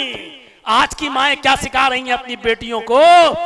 वो यूट्यूब पर देख लो, इंस्टाग्राम पे, टिकटॉक पर डांस करते हुए और नाच करते हुए, और ये फख्र महसूस करती हैं आज की अम्माएं कि देखो मेरी बेटी कितना बड़ा कारनामा अंजाम दे रही है, कितना बड़ा कारनामा अंजाम दे रही है। माले हराम खाओगे तो ऐसी औलादें पैदा होंगी। इमाम रबिया के बेटे की तरह नहीं, इमाम रबिया की तरह नहीं मेरे भाइयों, ऐसी औलादें पैदा होंगी जो टिकटॉक पर डांस करेंगी और इंस्टाग्राम पर बगैर दुपट्टे के और शॉर्ट कपड़ों में वीडियो बनाएंगी। ऐसी औलादें पैदा होंगी और आज हमारा मुआशरा ऐसी औलादों को देखकर खुश भी होगा। मेरे भाइयों, हजरत यूसुफ अलैहिस्सलाम के ऊपर कैसा जमाना गुजरा है। कुएं में फेंके गए, निकाले गए, मिस्र के बाजार में बेचे गए, बादशाह मिस्र ने खरीदा, फिर वो वहां परवान चढ़े, बालिग हुए, बादशाह मिस्र की बीवी ने उनके ऊपर गलत नजर डाली और उसके बाद उनको अपने गल्लक़तिल अब्वाब, सारे दरवाजे बंद कर दिए, उनको अपनी तरफ बुलाया, माइल किया, लेकिन वो बचे रहे, उनके शिकंजे में नहीं आए। दरवाजा खुला तो सामने बादशाह खड़ा है, इल्जाम लगाया, जेल में गए, 7 साल की सजा जेल में भुगती, बिल आखिर मिस्र के बादशाह भी बनाए गए। गौर करो, इतने मरहलों से गुजरे और यहाँ बाप याकूब का हाल यह है कि अपने बेटे की जुदाई में रोते रोते, आंसू बहाते बहाते नाबीना हो गए। अल्लाह के सामने फरियाद करते रहे, अल्लाह मेरा बेटा, अल्लाह मेरा बेटा। एक लंबी मुद्दत के बाद जब यूसुफ अलैहिस्सलाम बादशाह बनाए गए तो उन्होंने अपना एक कासिद भेजा अपने बाप के पास और अपनी कमीज देकर भेजा कि ये मेरे बाप याकूब को दे देना, वो सब कुछ पहचान जाएंगे। जब यूसुफ का भेजा हुआ कासिद जब याकूब के पास आता है, याकूब अलैहिस्सलाम को कमीज देता है, याकूब अलैहिस्सलाम ने उस कमीज को देखकर कहा ये तो मेरे बेटे की कमीज है। सब कुछ याद आ गया, ये नहीं पूछा आए कासिद मेरा बेटा किस हाल में है, मेरा बेटा कहाँ है। हजरत याकूब ने जो बात कही, तफसीर इब्न कसीर और तफसीर मालिम तंजील में ये वाकया देखा जा सकता है। हजरत यूसुफ अलैहिस्सलाम के कमीज को देखकर सारा वाकया याद आ गया और इतनी लंबी मुद्दत के बाद, जुदाई के बाद एक उम्मीद की किरण हुई कि मेरा बेटा जिंदा है। तो जो कुर्ता लेकर आया था कमीज, उससे कहने लगे कैफ तरकतहू, तुमने यूसुफ को कैसे छोड़ा है, तुमने यूसुफ को कैसा छोड़ा है। कासिद ने जवाब दिया तरकतुहू मलिक मिस्र, मैंने उनको मिस्र के बादशाह की हालत में छोड़ा है, वो मिस्र के बादशाह बना दिए गए हैं। याकूब अलैहिस्सलाम को खुशी नहीं हुई। याकूब अलैहिस्सलाम ने कासिद से कहा अरे मैं ये नहीं पूछ रहा हूं कि वो कितना अमीर हो गया है, कितना दौलतमंद हो गया है। ला अस्अलुकुम मन हाजा, मेरा मतलब ये नहीं है कि वो मिस्र का बादशाह बन गया या कितना अमीर हो गया और कितना दौलतमंद हो गया, नहीं। वलाकिन अस्अलुकुम अन अय्य दीन तरकतहू, मैं तुमसे ये पूछना चाहता हूं कि तुमने उसको किस दीन पर छोड़ा है, उसका दीन क्या है, उसका मजहब क्या है, वो एक अल्लाह की इबादत करता है या नहीं करता है, नमाज का पाबंद है या नहीं है। इतने दिनों के बाद, मिस्र की बादशाहत का ऐलान सुनने के बाद भी यूसुफ अलैहिस्सलाम की खुशी हजरत याकूब को नहीं हुई कि वो बादशाह बन गया, बल्कि सवाल ये था कि मैं ये पूछना चाहता हूं कि अन अय्य दीन तरकतहू, तुमने उसको किस दीन पर छोड़ा है। और जब जवाब अच्छा मिला कि अल्हम्दुलिल्लाह वो 5 वक्त की नमाज, वो नमाज भी पढ़ते हैं, वो रोजा भी रखते हैं, वो ख्वाब की ताबीर भी बताते हैं और वो अल्लाह के दीन को कायम भी करते हैं। जब ये सारी चीजें बताई गई तब उनको खुशी हुई। ये एक बाप की जिम्मेदारी है कि एक बाप ये देखे कि तुम्हारा बेटा इंजीनियर है, सिविल इंजीनियर है, MBBS है, डॉक्टर है, सब कुछ है, तुम्हारा बेटा नमाजी है या नहीं, तुम्हारा बेटा दीनदार है या नहीं। हजरत इब्राहिम अलैहिस्सलाम ने जब अपनी औलाद को, इस्माइल को और हाजरा को जब बेआबो गया वादी में छोड़ा और जब चले गए दूर तो यही कहा रब्बी इन्नी अस्कनतु मिन ज़ुर्रियती बिवादिन गैरि ज़ी ज़रा रब्बना लियुकीमुस्सलाह। आय अल्लाह, मैंने अपनी बीवी बच्चों को, अपने अपनी आल औलाद को, आय अल्लाह मैंने एक गैर ज़ी ज़रा, एक बियाबान वादी के पास छोड़ा है। रब्बना लियुकीमुस्सलाह, आय अल्लाह मैंने वहां इसलिए छोड़ा ताकि वो नमाज कायम करें, ताकि वो नमाज के पाबंद हो जाएं। एक बाप की जिम्मेदारी यह है। आपने अपने बेटे को इंजीनियर बनाया, आपने अपने बेटे को डॉक्टर बना लिया, आपने अपने बेटे को MBA करा लिया, CA करा लिया, सब कुछ करा लिया, मुबारक हो आपको कि बहुत बड़ा आदमी बना दिया। लेकिन आपने अपने बेटे को अगर नमाजी ना बनाया, आपने अच्छी तरबियत नहीं दी तो आप नाकाम है। ऐसी औलाद जो आपकी कब्र पे खड़े होकर ये ना कह सके कि अल्लाहुम्मा ग़फ़िर लहू वरहमहू वआफिही वअफु अन्हु वअकरिम नुज़ुलहू वस्सिअ मुदखलहू वग़सिलहू बिलमाई वस्सल्जि वलबरद। ऐसी औलाद जो आपकी कब्र पे खड़े होकर ये न कह सके कि रब्बना इग़फिरली वलिवालिदैया वलिलमुमिनीना यौम यक़ूमुल हिसाब, तो आप बेकार हैं, नाकारा है, नाकाम है। आपका ये MBBS बेटा बिल्कुल नाकाम है और आप कामयाब न समझें अपने आप को, क्योंकि अब आप इस दुनिया से जाने वाले हैं। मैंने अपने बाप की मौत को जितने करीब से देखा है, शायद किसी बेटे को इतने करीब से देखने का मौका मिला हो कि आखिरी वक्त है, मुझे पकड़े हुए हैं मेरे बाप, और मुझसे मैंने कहा कि मैं थोड़ा सा अभी जाता हूं, घर तक होके आता हूं, हाथ नहीं छोड़ रहे हैं। मैंने कहा आवाज बंद, कोई चीज उनकी जबान से नहीं निकल रही। मैंने कहा अब्बू आज जुमा है, जरा नहाने जा रहा हूं, जुमा पढ़ाना है। हाथ छोड़ दिया है। मैंने वो करीब से देखा है रूह को निकलते हुए। मेरे प्यारे साथियों, मेरे भाइयों, वो बाप कितना खुश नसीब है कि जो ऐसी औलाद को छोड़ के जाए जो उसके लिए दुआ करे, क्योंकि अल्लाह के नबी ने यही तो फरमाया था कि इंतकाल के बाद अमल का सिलसिला मुनक़ता, इज़ा मातल इंसान फनक़ता अन्हु अमलुहु, सारे अमल का सिलसिला मुनक़ता इल्ला बिसलास, सिर्फ 3 चीजें, इल्ला बिसदक़तिन जारिया, सदका जारिया, और उन 3 चीजों में एक नेक औलाद जो अपने बाप के लिए दुआ करे। यहाँ खड़े हैं जितने लोग बैठे हैं, क्या उनको ये दुआएं याद हैं? क्या वो अपने बाप के लिए ये दुआ कर सकते हैं? अल्लाहुम्मा इग़फिर लिवालिदी वरहमहू वआफिही वअफु अन्हु वअकरिम नुज़ुलहू। क्या वो ये दुआ कर सकते हैं कि अल्लाहुम्मा इन्ना हाज़ा अबी फी ज़िम्मतिक व हब्ल मिन जवारिक? क्या ये दुआएं उनको याद हैं? फ़क़ही मिन फितनतिल क़ब्रि व अज़ाबिन नार, अल्लाह इनको कब्र के फितने से बचा, इनको अज़ाब कब्र से महफूज फरमा। मेरे भाइयों, ये दुआ तो आप अपनी ज़बान में कहते हो कि अल्लाह मेरे बाप को बख्श दे, अल्लाह मेरे बाप की मग़फ़िरत फरमा। अरे वो दुआएं याद करो जो जनाब मोहम्मद रसूलुल्लाह खुद सिखा कर गए हैं और खुद दुआएं मांगा करते थे। उन दुआओं को याद करो। एक बाप बहुत कामयाब है कि उसने अपने बेटे को इंजीनियर बना लिया, बहुत कामयाब है कि उसने अपने बेटे को सब कुछ बना लिया, लेकिन कितना नाकाम है कि वो अपने बेटे को ये दुआएं याद नहीं करा सका और दीन की तालीम और तरबियत नहीं दे सका। मेरे भाइयों, वो बाप कितना नाकाम इंसान है जो इस दुनिया से इस हाल में जाता है। हुकूक अदा करो। वबिज़िल कुर्बा, फौरन कहा, वालिदैन के बाद वबिज़िल कुर्बा, क़राबतदारों का ख्याल रखो, उनके साथ भी हुस्न सलूक करो। इमाम बुखारी ने अल-अदबुल मुफ़रद में एक और वाक़या नकल किया है। अबू हुरैरा जब ताइफ गए तो लोगों ने उनसे कहा कि बहुत दिनों के बाद आप आए हैं, कोई हदीस सुनाइए जो अल्लाह के रसूल से सुनी हो। अबू हुरैरा ने फरमाया आज मैं थका हुआ हूँ, कल बताऊंगा इंशाअल्लाह। दूसरे दिन महफिल जमा, जैसे आपके यहाँ कोई बड़ा आलिम आ जाए तो आप पहले से जुमे में भर देते हैं मस्जिद, ऐसे ही अबू हुरैरा आए हैं, पूरा ताइफ के लोगों ने मस्जिद भर दी। अबू हुरैरा फरमाते हैं कि आप लोग अल्लाह के रसूल की कोई हदीस सुनना चाहते हो? फरमाया हाँ। फरमाया मेरी एक शर्त है, ये शर्त अगर मौलाना जर्जीस लगाते तो कितने लोग बचेंगे यहाँ पर? शर्त है। पूछा लोगों ने क्या शर्त है?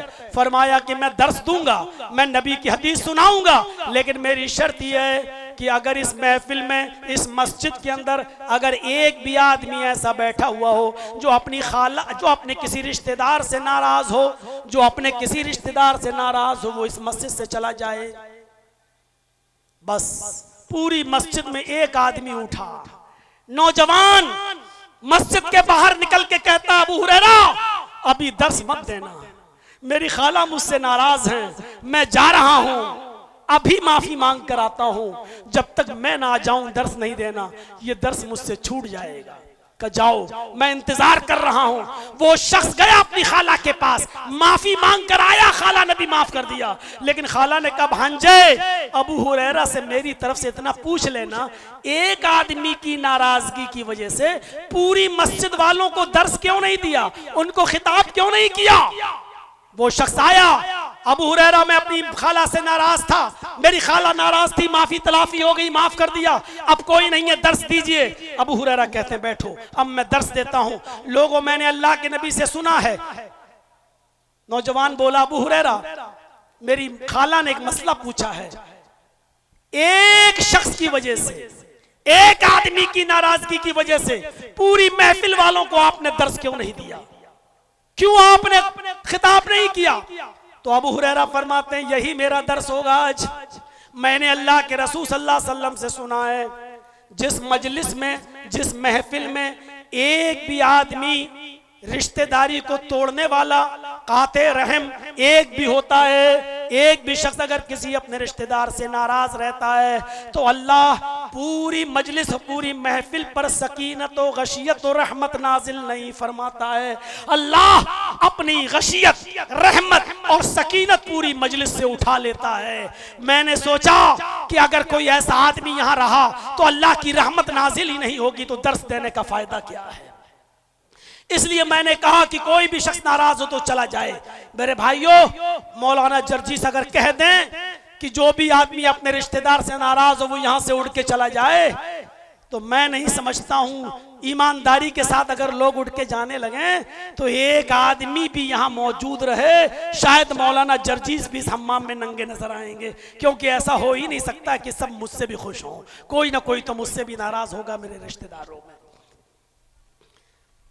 गौर करिए आप, बातें बहुत लंबी हो जाएंगी। अभी तो यतामा है, फिर मसाकीन है, फिर वल जारिल कुर्बा है, फिर वल जारिल जुनुब है, वो साहिब बिल जंब है, फिर वबनी सबील है, फिर वमा मलकत ईमानुकुम है। मैंने शुरू ही में कहा था कि शायद आज मैं पूरा खिताब इस आयत पर न दे सकूं और पूरी बातें पेश ना कर सकूं। 2 घंटे का, 1.5 घंटे का ये खिताब मेरे भाइयों काफी है। अगर कल बहराइश में प्रोग्राम ना होता तो मैं थोड़ा टाइम और लेता आपका। अभी निकलते निकलते भी आधा घंटा लग ही जाएगा, क्योंकि कमेटी वाले भी अपना हक अदा करेंगे, ले जाएंगे, बिठाएंगे, फिर बेचारे हमें वहां तक छोड़ेंगे। तो हम इन्हीं बातों पर इक्तिफा करते हैं। पूरे खिताब का लब्बे लुबाब सिर्फ यह है कि अल्लाह के हक की अदायगी के साथ साथ हुकूकुल इबाद बहुत जरूरी है, और अल्लाह अपने हक में हुई कमी को माफ कर सकता है, लेकिन बंदों के हुकूक में कमी हुई तो अल्लाह माफ नहीं करेगा।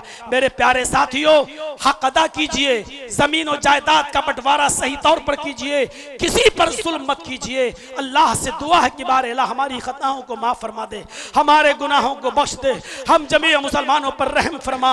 आय अल्लाह हमें बंदों के हुकूक अदा करने की तौफीक अता फरमा, रिश्तेदारों के हुकूक अदा करने की तौफीक अता फरमा, हुकूक ज़ौजैन अदा करने की तौफीक अता फरमा, हुकूकुल वालिदैन वल औलाद अदा करने की तौफीक अता फरमा, और जितने भी बंदों की किस्में हैं हमें एक दूसरे के हक को समझने की तौफीक अता फरमा।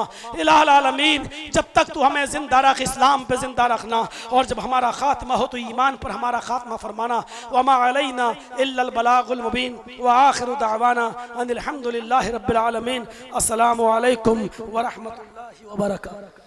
जज़ाकुमुल्लाहु खैरन व अहसनल जज़ा। माशा अल्लाह, अभी हम शेख मोहतरम से इंतहाई कीमती गुफ्तगू समात कर रहे थे। बड़े ही अच्छे अंदाज में और ख़तीबाना अंदाज में आप बेहतरीन और उम्दा बातें बयान कर रहे थे। अल्लाह रब्बुल आलमीन से दुआ है रब्बुल इज़्ज़त हमें इन बातों पे अमल की तौफ़ीक अता फ़रमाए, आमीन। मैं आप तमाम लोगों का बहुत शुक्रिया अदा करता हूँ, और ये कि